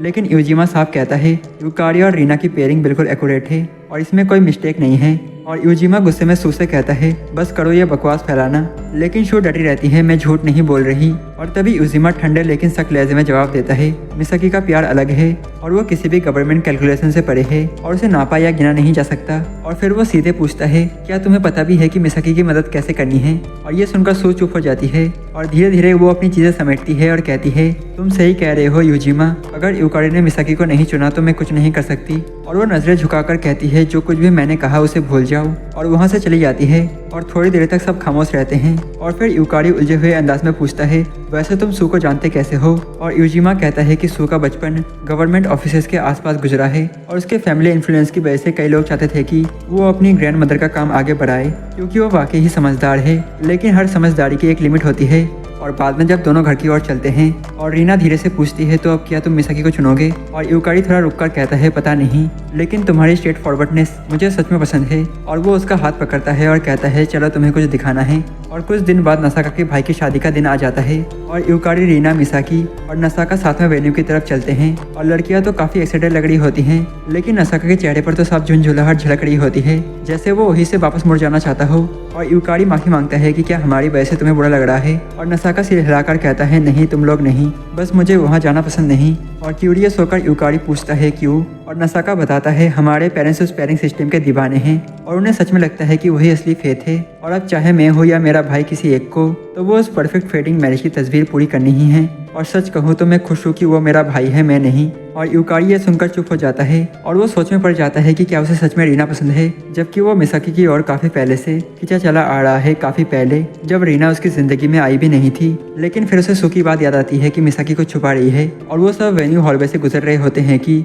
एक मार्केटिंग स्टाफ उनके पास आता है और गलती से उन्हें दो कपल समझ लेता है। और इससे पहले कि कोई कुछ कहे नसाका तुरंत सुधार देता है नहीं नहीं, यूकारी और रीना एक पेयर हैं और हम बस गेस्ट हैं। और मार्केटर मुस्कुराते हुए पूछता है तो क्या रीना और मिसाकी हमारे वेडिंग पैम्पलेट के लिए मॉडल बनना चाहेंगी। और ये बस एक यंग कपल कैंपेन के लिए है। और इस बात से यूकारी थोड़ा नर्वस हो जाता है, सिर्फ ये सोचकर ही दोनों लड़कियां वेडिंग ड्रेस में कैसी लगेंगी। और उसका दिल तेज से धड़कने लगता है। और मिसाकी जो हमेशा प्रैक्टिकल रहती है तुरंत कहती है क्यों नहीं, इसे एक प्रैक्टिस समझ लो। और रीना भी मुस्कुराकर हामी भरती है और दोनों शूट की तैयारी में लग जाती हैं। और शूट उसी वेन्यू पर होता है जहां नसाका के भाई की शादी चल रही होती है। लेकिन यूकारी पूरे समय डिस्ट्रैक्टेड रहता है और वो सोचता है कि क्या उसने सच में इस पेयरिंग सिस्टम को एक्सेप्ट कर लिया है। और कभी कभी जब वो रीना के साथ होता है उसे लगता है जैसे मिसाकी के लिए उसका प्यार धीरे धीरे एक फेडिंग ड्रीम बनता जा रहा है। और उधर रीना सच में खुश लग रही होती है और मिसाकी नोटिस करती है तुम आजकल कुछ ज़्यादा चमकदार लग रही हो। और रीना मुस्कुराकर कहती है शायद इसीलिए क्योंकि अब मेरे क्लासमेट मुझसे बात करने लगे हैं और मुझे नहीं पता क्या बदला, और मुझे लगता है कि ये यूकारी और मिसाकी की वजह से है और मैं इसके लिए ग्रेटफुल हूँ। और मिसाकी उसकी सिंसियरिटी से चौंक जाती है और कहती है मुझे भी खुशी है कि हम दोस्त बन गए और उम्मीद है कि ये दोस्ती बहुत लंबे वक्त तक रहे। और वो हंसते हुए जोड़ती है और हाँ, जब तुम्हारी शादी होगी मुझे जरूर बुलाना। और फिर अपने असली भावनाओं को छुपाते हुए वो धीरे से कहती है तुम वेडिंग ड्रेस में बहुत खूबसूरत लगोगी और मैं वहाँ रहना चाहूंगी ताकि उस पल की विटनेस बन सकूं। और सेरेमनी खत्म होने के बाद जब सभी मेहमान फोटोज के लिए इकट्ठा होते हैं और बुके टॉस की तैयारी चल रही होती है और यूकारी अचानक याद करता है कि उसका फोन कहीं रह गया है और वो उसे ढूंढने वापस जाता है और गलती से एक कमरे में पहुंचता है जहां मिसाकी अकेले रो रही होती है और वो घबराकर पूछता है क्या हुआ और मिसाकी चुप रहती है, फिर धीरे से कहती है अगर झूठ भी बोलना पड़े तो बोल दो, बस ये कह दो कि तुम मुझसे प्यार करते हो। और बिना सोचे समझे यूकारी आगे बढ़कर उसे किस कर देता है, लेकिन दरवाजे के पीछे से रीना ये सब देख लेती है और उस रात यूकारी उस पल को दिमाग से निकाल नहीं पाता। और मिसाकी ने बाद में माफी मांगी कहते हुए कि वो सेल्फिश थी पर अब उसका मन हल्का हो गया है और फिर भी यूकारी के दिल पर गिल्ट का बोझ बना रहता है और उसे डर है कि वो फिर से मिसाकी को हर्ट कर रहा है जैसा कि सू ने कहा था। और अगली सुबह यूकारी की मदर उसे उठाती है याद दिलाते हुए कि दोनों फैमिलीज आज ऑनसन ट्रिप पर जा रहे हैं। और वहाँ पहुँचने के बाद यूकारी के फादर उससे कहते हैं जब तक बाकी लोग चेकिंग करते हैं तुम रीना को लेकर थोड़ा घूम आओ। और चलते चलते रीना चुप रहती है और अभी भी उसी सीन के बारे में सोच रही होती है जो उसने देखा था और वो यूकारी के साथ बिताए हर पल को दिल से ट्रेजर करती है। और अब उसे लगता है कि शायद ये सब पॉइंटलेस है और माहौल हल्का करने के लिए यूकारी कहता है तुम अब पहले से कई ज्यादा चेयरफुल लगती हो। और रीना हल्की सी मुस्कान के साथ कहती है हाँ, मिसाकी ने भी यही कहा था। और थोड़ी देर बाद वो इन लौटते हैं जहां उन्हें पता चलता है कि उनके पेरेंट्स ने दोनों के लिए शेयर रूम बुक कर रखा है। और रीना थोड़ी हिचकिचाती है और अभी भी ऑकवर्ड महसूस कर रही है और यूकारी उसे रियश्योर करता है शांत हो जाओ, मैं कोई फ्रीकी हरकतें नहीं करूंगा। और धीरे धीरे रीना का मन शांत हो जाता है, ठीक है अब कोई दिक्कत नहीं। और शाम को दोनों फैमिली साथ में डिनर करते हैं और रीना की मदर यूकारी का शुक्रिया अदा करती है और कहती है यहाँ आने के लिए शुक्रिया और जाकर ऑनसेन का मजा उठाओ। और बाद में यूकारी लड़कों वाले बात में बैठा होता है और दूसरी तरफ रीना अकेली लड़कियों वाले साइड में और दोनों के बीच बस एक दीवार होती है, लेकिन फिर भी वो धीरे धीरे बात करने लगते हैं और उस शांत माहौल में एक अजीब सी इंटीमेसी महसूस होती है। और रीना पूछती है तुम्हें याद है शू ने फेट के बारे में क्या कहा था? और यूकारी धीरे से जवाब देता है हाँ, लेकिन आज तक समझ नहीं पाया। और रीना को भी ये सारी बातें सच में समझ नहीं आती, लेकिन तभी यूकारी कुछ ऐसा कहता है जिसकी उसने उम्मीद नहीं की थी और वो धीरे से कहता है मैंने आज तक जो कुछ भी किया है, पढ़ाई, खुद को बेहतर बनाना और यहाँ तक कि अपने लुक्स की भी परवाह करना, और वो सब बस मिसाकी की वजह से किया है क्योंकि मैं चाहता था कि मैं उसके लायक बन सकूँ। और वो आगे जोड़ता है शायद सच में फेट जैसा कुछ होता है और वो सिस्टम वाला नहीं बल्कि वो जो किसी इंसान तक तुम्हें खींच कर ले जाता है। और ये सुनकर रीना के दिल पर गहरा असर होता है और उसे एहसास होता है कि जिस यूकारी को वो आज पसंद करती है वो दरअसल वही इंसान है जो मिसाकी की वजह से बदला था। और ये सोचकर उसे लगता है कि वो पहले ही हार चुकी है और उस रात दोनों में से कोई नहीं सो पाया। और कुछ देर बाद अचानक रीना उठती है और यूकारी से माफी मांगती है, मुझे माफ कर दो, मैंने पहले जो बातें कही वो ज्यादा कठोर थी। और यूकारी उसे उदास देखकर माहौल हल्का करने की कोशिश करता है पर रीना उसे बीच में ही रोक देती है और वो उसकी आंखों में देखती है और पूरे यकीन से कहती है तुम्हें मिसाकी को चूज करना चाहिए मेरे ऊपर। और यूकारी उसकी बात सुनकर सुन रह जाता है, लेकिन रीना बोलती रहती है गवर्नमेंट के अनाउंस से पहले मुझे नहीं पता था कि मैं अपनी ज़िंदगी से क्या चाहती हूँ और मैं बस पढ़ाई करती रहती थी, लेकिन जब मैं तुमसे और मिसाकी से मिली सब कुछ बदल गया। और वो मुस्कुराकर याद करती है तुम दोनों के साथ बिताए हुए फन टाइम्स मेरे दिमाग में घूमते रहते हैं जब मैं सोने जाती हूँ, और जब तुम दोनों साथ नहीं होते तो मैं सोचती हूँ कि अगली बार मिलने पर क्या करेंगे। और इसी दौरान मैंने स्कूल में नए दोस्त भी बनाए और ऐसा लगा कि जैसे मेरी दुनिया में मैजिक आ गया हो और सिर्फ तुम्हारे और मिसाकी की वजह से। और वो गहरी सांस लेती है और कहती है मुझे परवाह नहीं कि तुम और मिसाकी ऑफिशियली पेयरिंग हो या नहीं, और बस मैं चाहती हूँ कि तुम दोनों खुश रहो और भले ही उससे मुझे थोड़ा दर्द क्यों ना हो। और फिर वो गवर्नमेंट का एक रूल बताती है अगर कोई जोड़ी खुद को इनकम्फर्टेबल घोषित करे तो उन्हें 6 महीने की रिहेबिलिटेशन पीरियड दी जाती है और उस दौरान उन्हें ये झूठ बनाए रखनी होती है। और अगर वो सक्सेसफुल होते हैं तो उन पर कोई पनिशमेंट नहीं होती, लेकिन उन्हें दोबारा किसी और के साथ पेयर भी नहीं किया जाएगा। और रीना कहती है मुझे लगता है मिसाकी ऐसा कर सकती है ताकि तुम दोनों साथ रह सको। और इतना सुनने के बाद यूकारी धीमे से कहता है लेकिन झूठ में यह दिखाना कि मैं तुम्हें पसंद नहीं करता वो मेरे लिए बहुत मुश्किल होगा। और ये कहते कहते उसकी आंखों से आंसू निकल पड़ते हैं और रीना उसे समझाने की कोशिश करती है मत रो, तुम हमेशा इतने दयालु क्यों हो जाते हो। और उससे बात करते हुए वो कहती है कि वो ये सब इसलिए कर रही है ताकि वो और मिसाकी एक साथ रह सकें। और यूकारी कन्फेस करता है कि वो मिसाकी से सच में और बहुत गहराई से प्यार करता है। और रीना मुस्कुराती है और कहती है कि उसे भी मिसाकी की दोस्त होना बहुत पसंद है। और छोड़े जाने के बावजूद रीना कहती है कि वो ठीक रहेगी और पेयरिंग खत्म होने के बाद भी वो हमेशा यूकारी के साथ रहेगी क्योंकि उसे मिसाकी को खुश देखकर अच्छा लगता है। और उसकी वो मुस्कान रीना को याद दिलाती है कि प्यार कितना खूबसूरत हो सकता है और वो फिर से वो मुस्कान देखना चाहती है। और इन बातों के साथ दोनों के बीच आखिरकार समझ बन जाती है। और रीना को याद आता है कि शू ने कभी कहा था कि यूकारी मिसाकी को चूज नहीं कर पाएगा, लेकिन अब इस एग्रीमेंट के साथ वो कर सकता है और उसे प्रोटेक्ट भी कर सकता है। और रीना जो कुछ भी हुआ उसके लिए ग्रेटफुल है और यूकारी भी वैसे ही महसूस करता है क्योंकि आखिर वो उसकी पार्टनर है। और फिर यूकारी एक बात कन्फेस करता है जिसे वो और छुपा नहीं सकता और वो रीना को बताता है कि शादी में उसने मिसाकी को किस किया था और उसे ये बात उससे छुपाना ठीक नहीं लगा, लेकिन रीना बस मुस्कुराकर कहती है कोई बात नहीं। और कुछ देर के लिए दोनों के बीच साइलेंस छा जाती है। और फिर रीना बोलती है जब उसका पेयरिंग यूकारी के साथ खत्म होगा तो उसे किसी और के साथ मैच किया जाएगा। और वो उम्मीद करती है कि एक दिन उसे सच में पता चलेगा कि प्यार कैसा महसूस होता है। लेकिन किसी नए इंसान का हाथ पकड़ने या किस करने से पहले वो यूकारी के साथ प्रैक्टिस करना चाहती है। और यूकारी पहले तो हैरान होता है, लेकिन आखिरकार वो झुकता है और उसे किस करता है। और धीरे धीरे उस इंटेंसिटी को बढ़ाते हुए जब दोनों एक दूसरे की वार्मथ का मजा ले रहे होते हैं, उस पल में फिर यूकारी खुद से सवाल करने लगता है क्या उसे सच में रीना से प्यार नहीं है इस जेंटल किस के बावजूद। और दोनों अपने फीलिंग्स को दबा देते हैं, ये सोचकर कि अगर वो खुद से झूठ बोलते रहे तो शायद उनके इमोशन बदल जाएंगे। और वो एक दूसरे को गले लगाते हैं, जानते हैं कि झूठ बोलकर वो किसी और को प्रोटेक्ट कर रहे हैं, किसी ऐसे को जो उनके अपने दिलों से भी ज्यादा इंपॉर्टेंट है। और ये फैसला एक साथ सही भी लगता है और गलत भी। और उस रात दोनों हाथ पकड़कर चांद को देखते हैं और रीना धीरे से कहती है कि वो उससे प्यार करती है, लेकिन यूकारी उसके वर्ड्स नहीं सुन पाता।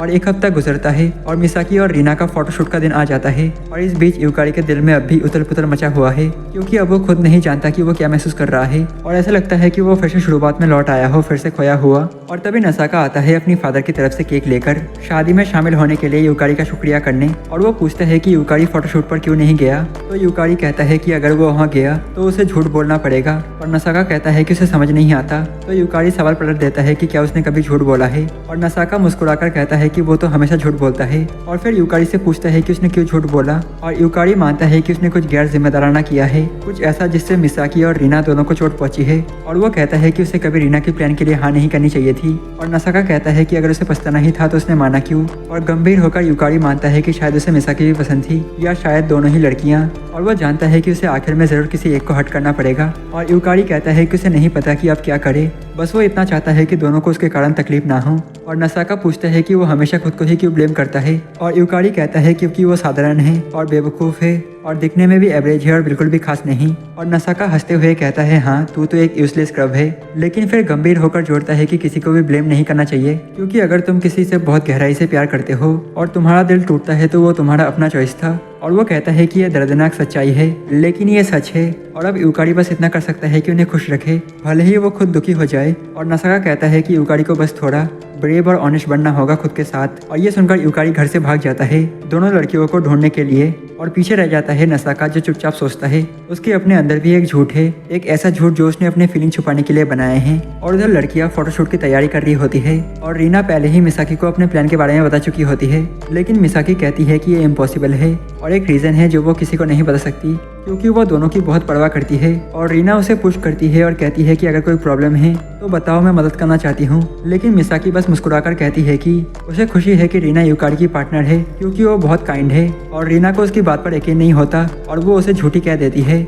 लेकिन मिसाकी डिनाई नहीं करती, वो मानती है कि अगर झूठी उस प्यार को बचाने का तरीका है तो वो उस झूठ को सच बना लेगी। और फिर मिसाकी पूछती है कि यूकारी कहाँ है। और रीना कहती है कि उसे नहीं पता, वो कुछ दिनों से चुप है। और फिर फोटोशूट शुरू होता है और दूसरी तरफ यूकारी अभी भाग रहा होता है, नहीं जानता क्या करे क्या कहे। और वो मिसाकी से हमेशा प्यार करता आया है और वो भी उससे करती है। लेकिन जब से रीना उसकी जिंदगी में आई है सब बदल गया है और वो ऐसा दुनिया नहीं चाहता जहाँ इन दोनों में से कोई एक ना हो। और वो जानता है कि वो सेल्फिश है, लेकिन उसके लिए ये सच है। और जब वो आखिरकार पहुंचता है, फोटोशूट पहले से शुरू हो चुका होता है और मिसाकी और रीना उसके सामने खड़ी होती हैं और दोनों ने वेडिंग गाउन्स पहने होते हैं। और यूकारी उनको देखकर मुस्कुराता है और कहता है तुम दोनों बहुत सुंदर लग रही हो। और मिसाकी खुद को रोक नहीं पाती और उसकी आंखों से आंसू गिरते हैं और वो धीरे से शुक्रिया कहती है। और फोटोग्राफर पूछता है कि क्या यूकारी उनके साथ फोटो में आना चाहेगा। तो रीना जल्दी से कहती है हाँ, हम तीनों को इसमें शामिल होना चाहिए, जैसे हम उसकी 2 बेबी मामाज हों। और आखिर में यूकारी फिर भी किसी एक को चूज नहीं करता और वो ये नहीं कहता कि वो किससे प्यार करता है। और फ्यूचर अनिश्चित रहता है,